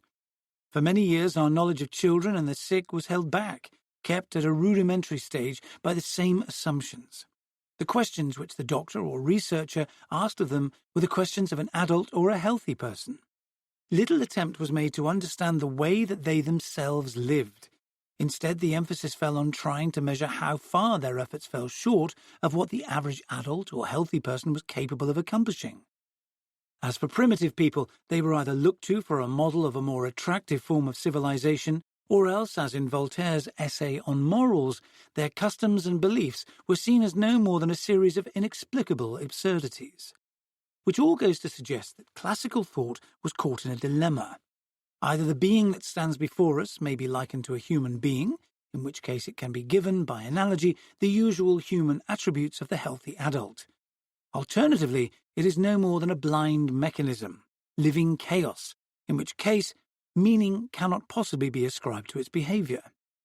But why were so many classical authors indifferent to animals, children, madmen, and primitive peoples? Because they believed that there is such a thing as a fully formed man, whose vocation it is to be lord and master of nature, as Descartes put it. Such a man can, accordingly, in principle, see through to the very being of things and establish a sovereign knowledge. He can decipher the meaning of every phenomenon, not just those of nature in its physical aspect, but also those of human society and history, and explain them by reference to their causes. Ultimately, such a man can locate the particular bodily flaw in the child, primitive, madman, or animal that accounts for the abnormalities which keep them from the truth. For classical thinkers, this is a question of divine law, for they either see human reason as a reflection of the Creator's reason, or, even if they have entirely turned their back on theology, they are not alone in continuing to assume that there is an underlying harmony between human reason and the essence of things. From this standpoint, the abnormalities mentioned before can at best be accorded the status of psychological curiosities and consigned condescendingly to a quiet corner of normal sociology and psychology. Yet it is precisely this conviction, or rather this dogmatic assumption, that science and philosophy of a more mature kind have called into question. In the case of children, primitive people, the sick, or more so still animals, the world which they occupy, insofar as we can reconstruct it from the way they behave, is certainly not a coherent system. By contrast, that of the healthy, civilized adult human being, strives for such coherence. Yet the crucial point here is that he does not attain this coherence. It remains an idea or limit which he never actually manages to reach. It follows that the normal person must remain open to these abnormalities of which he is never entirely exempt himself. He must take the trouble to understand them. He is invited to look at himself without indulgence, to rediscover within himself the whole host of fantasies, dreams, patterns of magical behavior and obscure phenomena which remain all-powerful in shaping both his private and public life and his relationships with other people. These leave his knowledge of the natural world riddled with gaps, which is how poetry creeps in. Adult thought, normal and civilized, is better than childish, morbid, or barbaric thought, but only on one condition. It must not masquerade as divine law, but rather should measure itself more honestly against the darkness and difficulty of human life and without losing sight of the irrational roots of this life. Finally, reason must acknowledge that its world is also unfinished and should not pretend to have overcome that which it has managed simply to conceal. It should not view as beyond challenge the one form of civilization and knowledge which it is its highest duty to contest. It is in this spirit that modern art and philosophy have come to re-examine, with renewed interest, those forms of existence which are the most distant from our own. For they bring to light the movement by which all living things, ourselves included, endeavour to give shape to a world that has not been preordained to accommodate our attempts to think it and act upon it. Classical rationalism allowed no middle ground between matter and intellect and ranked living beings without intelligence alongside mere machines. It consigned the very notion of life to the category of confused ideas. Psychologists working today, by contrast, have shown us that there is such a thing as a perception of life, and they have tried to describe the various forms this takes. Last year, in an engaging work on the perception of movement, Albert Michot from Louvain demonstrated that if lines of light move in certain ways on a screen, they evoke in us, without fail, an impression of living movement. If, for example, two parallel vertical lines are moving further apart, and one continues on its course while the other changes direction and returns to its starting position, we cannot help but feel we are witnessing a crawling movement, even though the figure before our eyes looks nothing like a caterpillar and could not have recalled the memory of one. In this instance, it is the very structure of the movement that may be interpreted as a living movement. At every moment, the observed movement of the lines appears to be part of the sequence of actions by which one particular being, whose ghost we see on the screen, effects travel through space in furtherance of its own ends. The person watching this crawling will think they see a virtual substance, a sort of fictitious protoplasm, flow from the centre of the body to the mobile extremities which it projects ahead of itself. Thus, in spite of what mechanistic biology might suggest, the world we live in is not made up only of things and space. Some of these parcels of matter, which we call living beings, proceed to trace in their environment, by the way they act or behave, their very own vision of things. We will only see this if we lend our attention to the spectacle of the animal world, if we are prepared to live alongside the world of animals instead of rashly denying it any kind of interiority. In experiments conducted as long as 20 years ago, the German psychologist Kohler tried to sketch the structure of the chimpanzee's universe. He rightly observed that the originality of the animal world will remain hidden to us for as long as we continue, as in many classical experiments, to set it tasks that are not its own. The behaviour of a dog may well seem absurd and mechanical if we set it the task of opening a lock or working a lever. Yet this does not mean that if we consider the animal as it lives spontaneously and confronts the questions which lie before it, we will not find that it treats its surroundings in a manner consistent with the laws of a sort of naive physics and grasps certain relationships to exploit them in pursuit of its own particular goals, and finally, that it works upon its environmental influences in a way that is characteristic of its species. Centred on the animal is what might be called a process of giving shape to the world. The animal, moreover, has a particular pattern of behaviour. Because it proceeds unsteadily, by trial and error, and has at best a meagre capacity to accumulate knowledge, it displays very clearly the struggle involved in existing in a world into which it has been thrown, a world to which it has no key. In so doing, it reminds us, above all, of our failures and our limitations.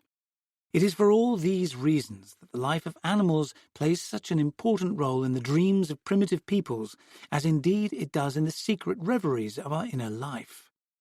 Freud has shown that the animal mythology of primitive peoples is reborn in young children of every generation, that the child pictures itself, its parents, and the conflicts it has with them in the animals it encounters. Thus, in the dreams of little Hans, the horse comes to embody as unchallengeable a malefic power as the animal sacred to primitive peoples. In his study of Lautréamont, Bachelard observes that there are 185 animal names in the 247 pages of the Chant de Malderon. Even a poet such as Claudel, who as a Christian might be tempted to underestimate all that is not human, draws inspiration from the book of Job and exhorts us to ask the animals. There is a Japanese engraving which shows an elephant surrounded by blind men. They have been sent as a delegation to identify this monumental intrusion into our human affairs. The first of them has put his arms round one of the feet and declares, "It's a tree." "True," says the second, who has found the ears. "And here are the leaves." "Absolutely not," says the third, who is running his hand down the animal's side. "It's a wall." The fourth, who has grabbed hold of the tail, cries, "It's a piece of string." "It's a pipe," retorts the fifth, who has hold of the trunk. The same is true of our Holy Mother Church, which shares the weight, gait, and carefree disposition of this sacred animal, not to mention the twofold protection of pure ivory which protrudes from its mouth. I see the church with its 4 legs planted in the waters that descend straight from paradise. With its trunk, it draws them up to deliver a copious baptism along the entire length of its enormous body. How amusing to think of Descartes or Malebranche reading this passage and finding that the animals which they saw as mechanisms have become trusted bearers of the emblems of the human and the superhuman. Yet, as we shall see in the next lecture, this rehabilitation of the animal world requires a sardonic form of humanism and a particular kind of humour which lay well beyond their reach. Chapter 5. Man seen from the outside. Thus far, we have tried to look at space and the things which inhabit it, both animate and inanimate, through the eyes of perception, and to forget what we find entirely natural about them simply because they have been familiar to us for too long. We have endeavoured to consider them as they are experienced naively. We must now try to do the same with respect to human beings themselves.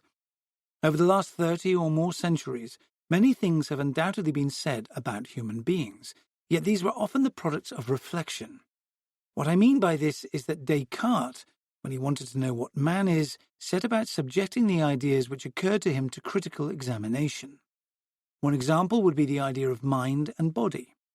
He purified these ideas. He rid them all of trace, of obscurity and confusion. Whereas most people understand spirit to be something like very subtle matter, or smoke, or breath, consistent in this regard with primitive peoples, Descartes showed admirably that spirit is something altogether different. He demonstrated that its nature is quite other, for smoke and breath are in their way things, even if very subtle ones, whereas spirit is not a thing at all, does not occupy space, is not spread over a certain extension as all things are, but on the contrary is entirely compact and indivisible, a being, the essence of which is none other than to commune with, collect, and know itself. This gave rise to the concepts of pure spirit and pure matter, or things. Yet it is clear that I can only find and, so to speak, touch this absolutely pure spirit in myself. Other human beings are never pure spirit for me. I only know them through their glances, their gestures, their speech, in other words, through their bodies. Of course, another human being is certainly more than simply a body to me. Rather, this other is a body animated by all manner of intentions, the origin of numerous actions and words. These I remember, and they go to make up my sketch of their moral character.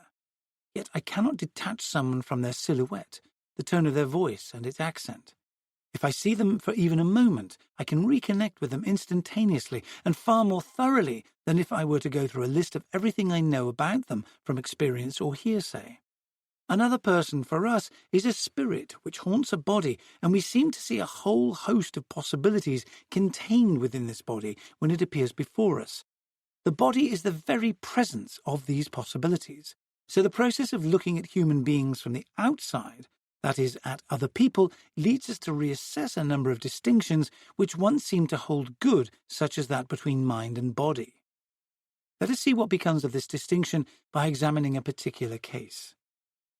Imagine that I am in the presence of someone who, for one reason or another, is extremely annoyed with me. My interlocutor gets angry, and I notice that he is expressing his anger by speaking aggressively, by gesticulating and shouting. But where is this anger? People will say that it is in the mind of my interlocutor. What this means is not entirely clear, for I could not imagine the malice and cruelty which I discern in my opponent's looks separated from his gestures, speech, and body. None of this takes place in some otherworldly realm, in some shrine located beyond the body of the angry man. It really is here, in this room, and in this part of the room, that the anger breaks forth. It is in the space between him and me that it unfolds. I would accept that the sense in which the place of my opponent's anger is on his face is not the same as that in which, in a moment, tears may come streaming from his eyes or a grimace may harden on his mouth. Yet anger inhabits him, and it blossoms on the surface of his pale or purple cheeks, his bloodshot eyes and wheezing voice. And if, for one moment, I step out of my own viewpoint as an external observer of this anger and try to remember what it is like for me when I am angry, I am forced to admit that it is no different. When I reflect on my own anger, I do not come across any element that might be separated or, so to speak, unstuck from my own body. When I recall being angry at Paul, it does not strike me that this anger was in my mind or among my thoughts, but rather that it lay entirely between me, who was doing the shouting, and that odious Paul, who just sat there calmly and listened with an ironic air. My anger is nothing less than an attempt to destroy Paul, one which will remain verbal if I am a pacifist, and even courteous if I am polite. The location of my anger, however, is in the space we both share, in which we exchange arguments instead of blows, and not in me. It is only afterwards, when I reflect on what anger is and remark that it involves a certain negative evaluation of another person, that I come to the following conclusion. Anger is, after all, a thought. To be angry is to think that the other person is odious, and this thought, like all others, cannot, as Descartes has shown, reside in any piece of matter, and therefore must belong to the mind. I may very well think in such terms, but as soon as I turn back to the real experience of anger, which was the spur to my reflections, I am forced to acknowledge that this anger does not lie beyond my body, directing it from without, but rather that in some inexplicable sense it is bound up with my body. There is something of everything in Descartes, as in the work of all great philosophers. And so it is that he who draws an absolute distinction between mind and body also manages to say that the soul is not simply like the pilot of a ship, the commander-in-chief of the body, but rather that it is very closely united to the body, so much so that it suffers with it, as is clear to me when I say that I have toothache. Yet this union of mind and body can barely be spoken of, according to Descartes. It can only be experienced in everyday life. As far as Descartes is concerned, whatever the facts of the matter may be, and even if we live what he himself calls a true mélange of mind and body, this does not take away my right to distinguish absolutely between parts that are united in my experience. I can still posit, by rights, an absolute distinction between mind and body, which is denied by the fact of their union. I can still define man without reference to the immediate structure of his being and as he appears to himself in reflection, as thought, which is somehow strangely joined to a bodily apparatus, without either the mechanics of the body or the transparency of thought being compromised by their being mixed together in this way. It could be said that even Descartes' most faithful disciples have always asked themselves exactly how it is that our reflection, which concerns the human being as given, can free itself from the conditions to which it appears to have been subject at the outset. When they address this issue, today's psychologists emphasize the fact that we do not start out in life immersed in our own self-consciousness, or even in that of things, but rather from the experience of other people. I never become aware of my own existence until I have already made contact with others. My reflection always brings me back to myself, yet for all that, it owes much to my contacts with other people. An infant of a few months is already very good at differentiating between goodwill, anger, and fear on the face of another person, at a stage when he could not have learned the physical signs of these emotions by examining his own body. This is because the body of the other and its various movements appear to the infant to have been invested from the outset with an emotional significance. This is because the infant learns to know mind as visible behavior just as much as in familiarity with its own mind. The adult himself will discover in his own life what his culture, education, books, and tradition have taught him to find there. The contact I make with myself is always mediated by a particular culture, or at least by a language that we have received from without and which guides us in our self-knowledge. So while ultimately the notion of a pure self, the mind, devoid of instruments and history, may well be useful as a critical ideal to set in opposition to the notion of a mere influx of ideas from the surrounding environment, such a self only develops into a free agent by way of the instrument of language and by taking part in the life of the world. This leaves us with a very different view of the human being and humanity from the one with which we began. Humanity is not an aggregate of individuals, a community of thinkers, each of whom is guaranteed from the outset to be able to reach agreement with the others because all participate in the same thinking essence. Nor, of course, is it a single being in which the multiplicity of individuals are dissolved and into which these individuals are destined to be reabsorbed. As a matter of principle, humanity is precarious. Each person can only believe what he recognizes to be true internally, and at the same time, nobody thinks or makes up his mind without already being caught up in certain relationships with others, which leads him to opt for a particular set of opinions. Everyone is alone, and yet nobody can do without other people, not just because they are useful, which is not in dispute here, but also when it comes to happiness. There is no way of living with others which takes away the burden of being myself, which allows me to not have an opinion. There is no inner life that is not a first attempt to relate to another person. In this ambiguous position, which has been forced on us because we have a body and a history, both personally and collectively, we can never know complete rest. We are continually obliged to work on our differences, to explain things we have said that have not been properly understood, to reveal what is hidden within us, and to perceive other people. Reason does not lie behind us, nor is that where the meeting of minds takes place.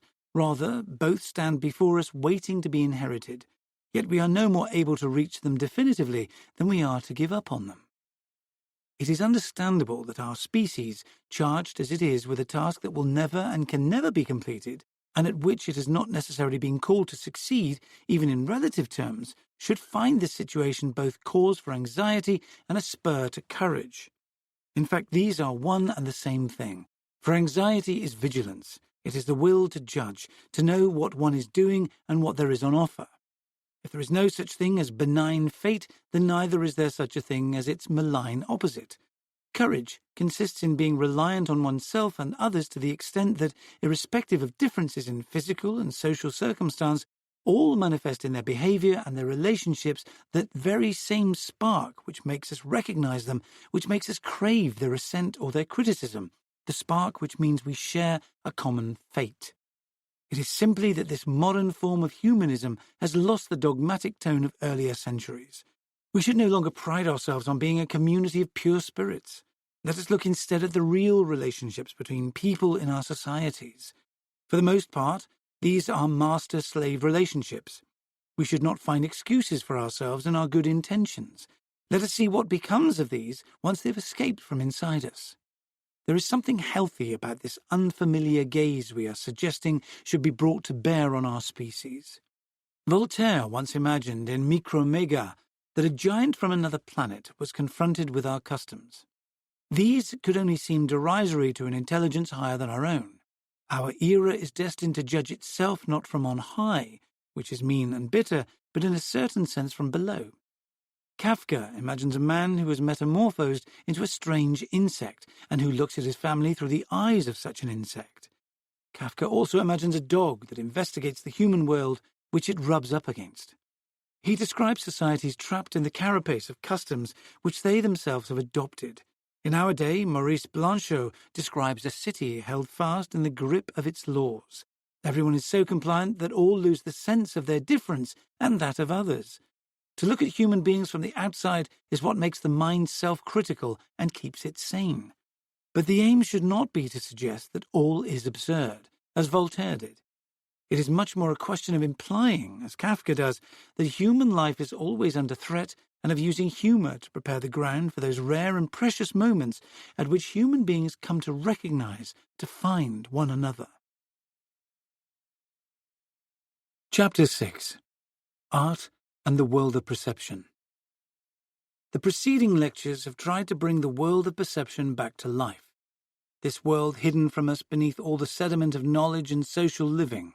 In so doing, we've often had recourse to painting, because painting thrusts us once again into the presence of the world of lived experience. In the work of Cézanne, Maurice, Braque and Picasso, in different ways, we encounter objects, lemons, mandolins, bunches of grapes, pouches of tobacco, that do not pass quickly before our eyes in the guise of objects we know well, but, on the contrary, hold our gaze, ask questions of it, convey to it in a bizarre fashion the very secret of their substance, the very mode of their material existence, and which, so to speak, stand bleeding before us. This was how painting led us back to a vision of things themselves. Reciprocally, a philosophy of perception which aspires to learn to see the world once more as if in an exchange of services rendered will restore painting and the arts in general to their rightful place, will allow them to recover their dignity, and will incline us to accept them in their purity. What then have we learned from our examination of the world of perception? We have discovered that it is impossible in this world to separate things from their way of appearing. Of course, when I give a dictionary definition of a table, a horizontal flat surface supported by 3 or 4 legs, which can be used for eating off, reading a book on, and so forth, I may feel that I've got, as it were, to the essence of the table.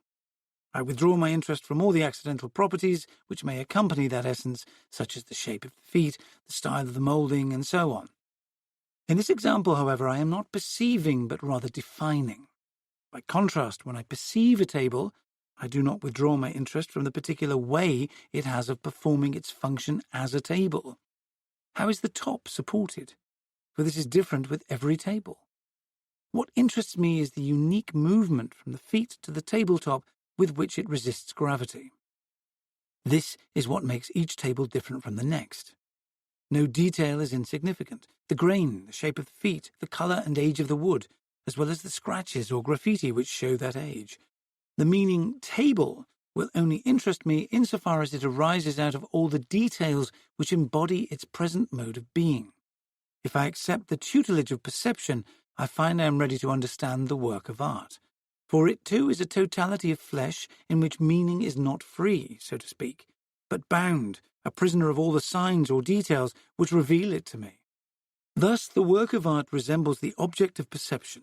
Its nature is to be seen or heard, and no attempt to define or analyse it, however valuable that may be afterwards, as a way of taking stock of this experience, can ever stand in place of the direct perceptual experience. This is not immediately all that obvious. In most cases, a painting, so it is said, represents objects. A portrait often represents someone whose name we are given by the painter. Is painting not, after all, comparable to the arrows in stations which serve no other purpose than to point us towards the exit or the platform? Indeed, does it not resemble those exact photographic reproductions which retain all the essential features of the object and allow us to examine that object in its absence? If this were the case, then the purpose of painting as such would be to serve as a trompe-l'oeil, and its meaning would lie entirely beyond the canvas, in the objects it signifies, in its subject. Yet all painting of any worth has come into being in opposition to precisely this conception of its role, one which painters of the last 100 years at least have quite consciously resisted. According to Joachim Gasquet, Cézanne said that the painter takes hold of a fragment of nature and makes it entirely painting. Braque put it even more clearly when 30 years ago he wrote that painting does not strive to reconstitute an anecdote, but rather to constitute a pictorial event. So, painting does not imitate the world, but is a world of its own. This means that, in our encounter with a painting, at no stage are we sent back to the natural object. Similarly, when we experience a portrait aesthetically, its resemblance to the model is of no importance. Those who commission portraits often want them to be good likenesses, but this is because their vanity is greater than their love of painting. It would take us too long to investigate here why, under the circumstances, painters in general tend not to fabricate the kind of non-existent poetic objects that some have produced on occasion. Suffice it to say that even when painters are working with real objects, their aim is never to evoke the object itself, but to create on the canvas a spectacle which is sufficient unto itself. The distinction which is often made between the subject of the painting and the manner of the painter is untenable because, as far as aesthetic experience is concerned, the subject consists entirely in the manner in which the grape, pipe, or pouch of tobacco is constituted by the painter on the canvas. Does this mean that in art, form alone matters and not what is said? Not in the slightest. I mean that form and content, what is said and the way in which it is said, cannot exist separately from one another. Indeed, I am doing no more than taking note of an obvious truth. If I can get a sufficiently clear idea of an object or tool that I have never seen from a description of its function, at least in general terms, by contrast, no analysis, however good, can give me even the vaguest idea of a painting I have never seen in any form. So in the presence of a painting, it is not a question of my making ever more references to the subject, to the historical event, if there is one, which gave rise to the painting. Rather, as in the perception of things themselves, it is a matter of contemplating, of perceiving the painting by way of the silent signals which come at me from its every part, which emanate from the traces of paint set down on the canvas, until such time as all, in the absence of reason and discourse, come to form a tightly structured arrangement in which one has the distinct feeling that nothing is arbitrary, even if one is unable to give a rational explanation of this. Cinema has yet to provide us with many films that are works of art from start to finish. Its infatuation with stars, the sensationalism of the zoom, the twists and turns of plot, and the intrusion of pretty pictures and witty dialogue are all tempting pitfalls for films which chase success and in so doing eschew properly cinematic means of expression. While these reasons do explain why, hitherto there have scarcely been any films that are entirely filmic, we can nevertheless get a glimpse of how such a work would look. We shall see that, like all works of art, such a film would be something that one would perceive. Beauty, when it manifests itself in cinematography, lies not in the story itself, which could quite easily be recounted in prose, and still less in the ideas which this story may evoke, nor indeed does it lie in the tics, mannerisms, and devices that serve to identify a director, for their influence is no more decisive than that of a writer's favourite words. What matters is the selection of episodes to be represented, and in each one, the choice of shots that will be featured in the film, the length of time allotted to these elements, the order in which they are to be presented, the sound or words with which they are or are not to be accompanied. Taken together, all these factors contribute to form a particular overall cinematographical rhythm. When cinema has become a longer established facet of our experience, we will be able to devise a sort of logic, grammar, or stylistics of the cinema which will tell us, on the basis of our knowledge of existing works, the precise weight to accord to each element in a typical structural grouping, in order that it can take its place there harmoniously. But, as is the case with all such rule-books where art is concerned, it could only ever serve to make explicit the relationships which already exist in successful completed works and to inspire other reasonable attempts. So the creators of the future, just like those of today, will still have to discover new relationships without being guided to them. Then, as now, the viewer will experience the unity and necessity of the temporal progression in a work of beauty without ever forming a clear idea of it. Then, as now, this viewer will be left not with a store of recipes, but a radiant image, a particular rhythm. Then, as now, the way we experience works of cinema will be through perception. Music offers too straightforward an example, and for this reason we shall not dwell on it for long here. It is quite clearly impossible in this case to make out that the work of art refers to anything other than itself. Programmatic music, which describes a storm or even an occasion of sadness, is the exception. Here we are unquestionably in the presence of an art form that does not speak. And yet a piece of music comes very close to being no more than a medley of sound sensations. From among these sounds we discern the appearance of a phrase, and as phrase follows phrase, a whole, and finally, as Proust put it, a world. This world exists in the universe of possible music, whether in the district of Debussy or the kingdom of Bach. All I have to do here is listen without soul-searching, ignoring my memories and feelings, and indeed the composer of the work, to listen, just as perception looks at the things themselves without bringing my dreams into the picture. Finally, something similar may be said of literature, even though the analogy has often been disputed because literature uses words which also serve to designate natural objects.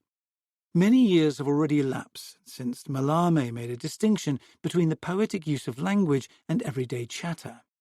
The chatterer only names things sufficiently to point them out quickly, to indicate what he is talking about. The poet, by contrast, according to Mallarmé, replaces the usual way of referring to things which presents them as well-known, with a mode of expression that describes the essential structure of the thing and accordingly forces us to enter into that thing. To speak of the world poetically is almost to remain silent, if speech is understood in everyday terms, and Mallarmé wrote notoriously little.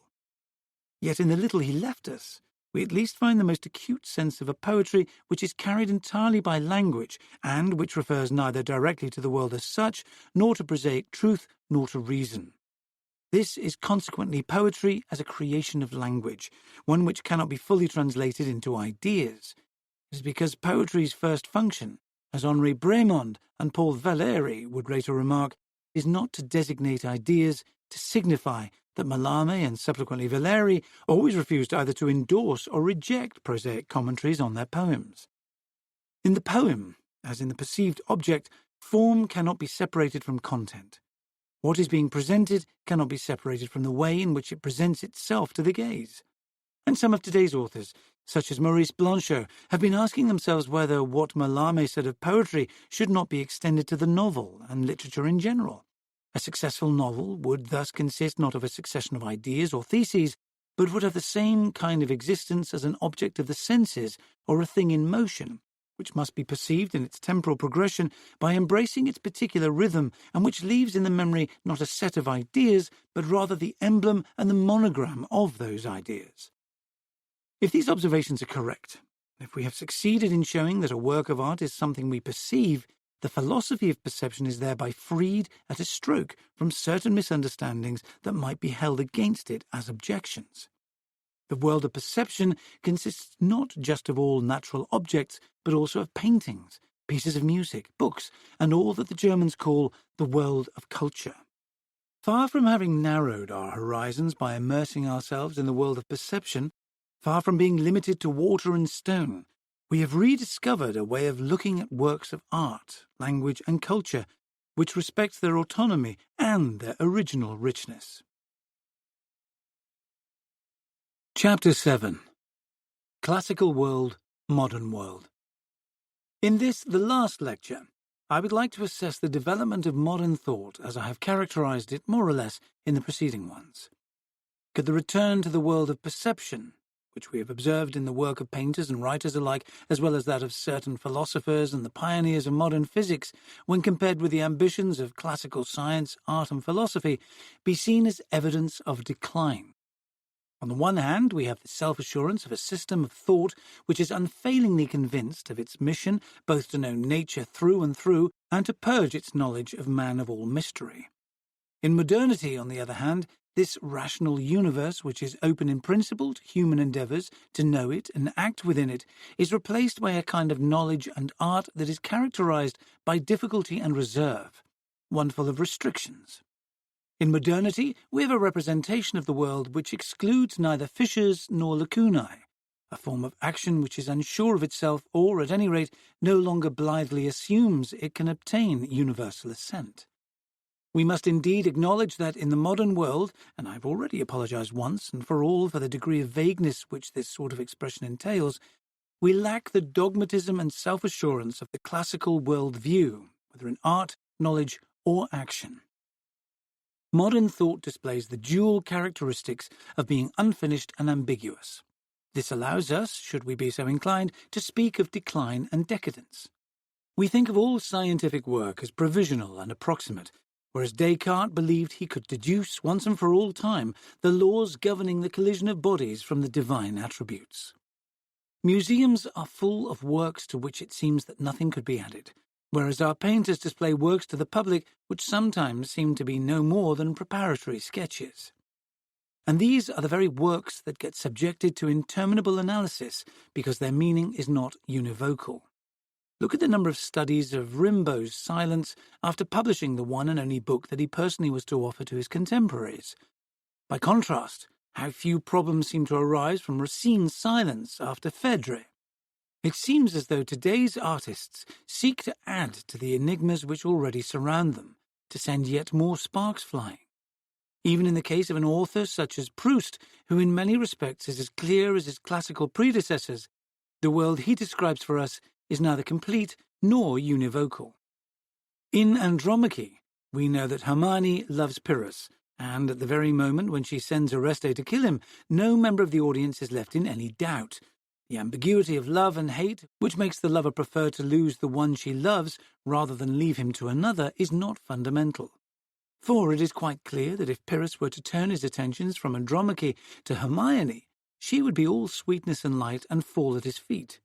By contrast, who can say whether the narrator of Proust's work really loves Albertine? He observes that he only wants to be close to her when she is moving away from him, and concludes from this that he does not love her. Then, once she has disappeared, when he hears of her death and is faced with the certainty of a departure with no hope of return, he thinks that he both needed and loved her. But the reader continues to wonder whether, if Albertine were restored to him, as he sometimes dreams is the case, Proust's narrator would still love her? Must we conclude that love is this jealous need, or that there is never love but only jealousy and the feeling of being excluded? These questions do not arise from some probing analysis.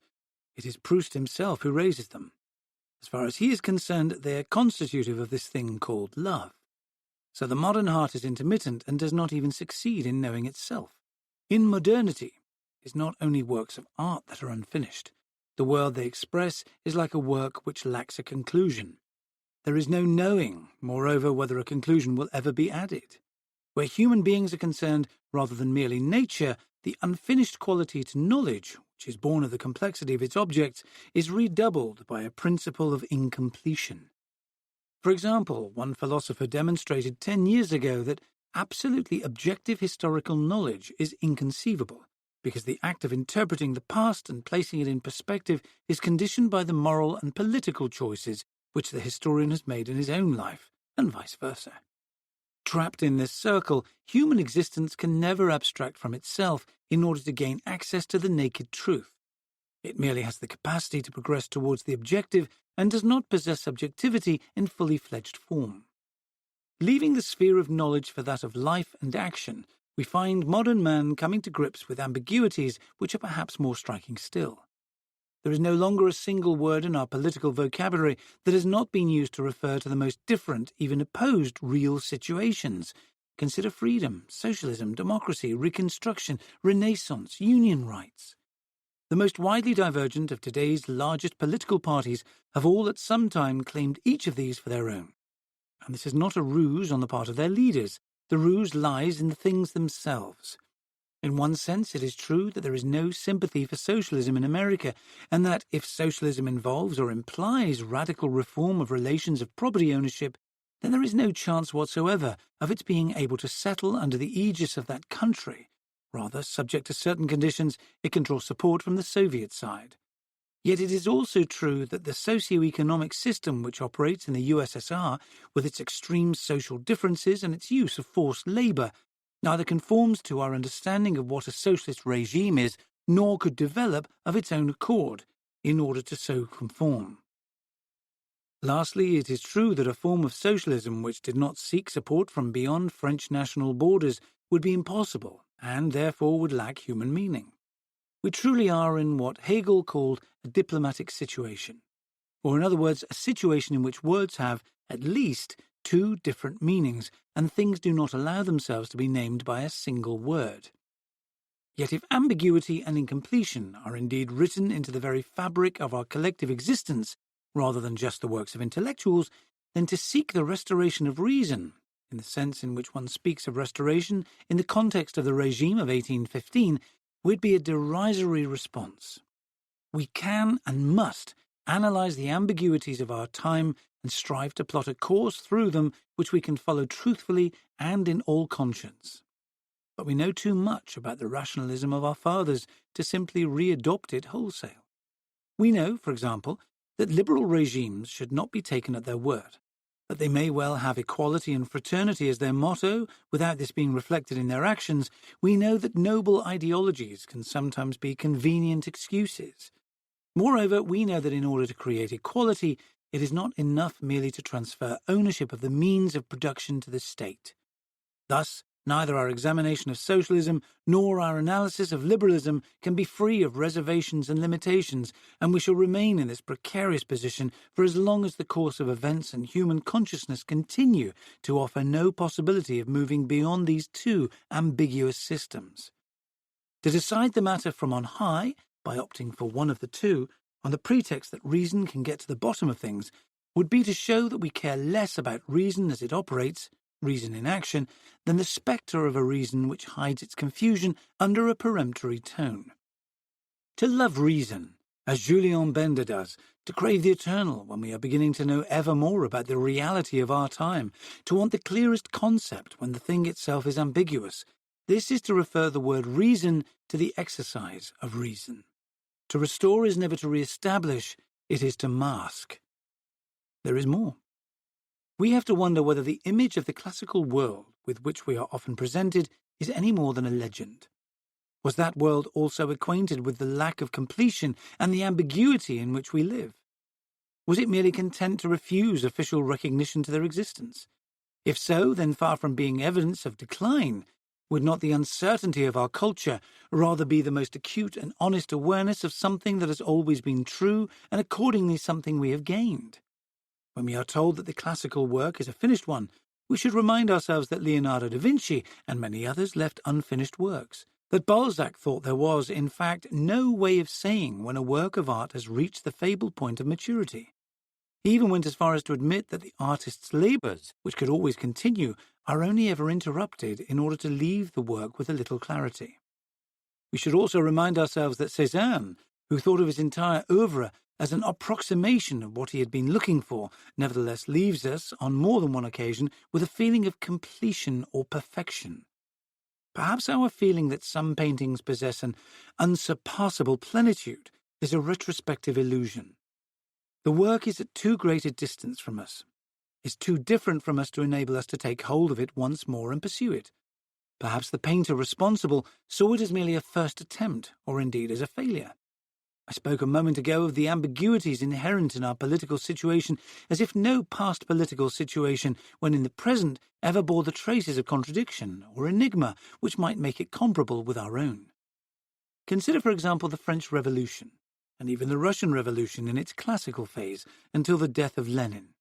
If this is true, then modern consciousness has not discovered a modern truth, but rather a truth of all time, which is simply more visible, supremely acute, in today's world. This greater clarity of vision and this more complete experience of contestation are not the products of a humanity that is debasing itself, but rather of a human race which no longer lives, as it did for a long time, on a few archipelagos and promontories. Human life confronts itself from one side of the globe to the other and speaks to itself in its entirety through books and culture. In the short term, the loss in quality is evident, yet this cannot be remedied by restoring the narrow humanism of the classical period. The truth of the matter is that the problem we face is how, in our time and with our own experience, to do what was done in the classical period, just as the problem facing Cézanne was. As he put it, how to make out of Impressionism something solid and lasting like the art of the museums. We hope you have enjoyed this unabridged production of The World of Perception by Maurice Merleau PontY, read by Stephen Perring. It was produced for Taylor and Francis by Sound Understanding. The text copyright is Routledge 2004 and Thomas Baldwin 2004. The production copyright is Taylor and Francis 2019, all rights reserved. Taylor and Francis offer a single destination for over 90,000 ebooks and audiobooks of award-winning academic content in humanities, social science, technology, engineering and medicine. Please visit taylorandfrancis.com for further details. The end.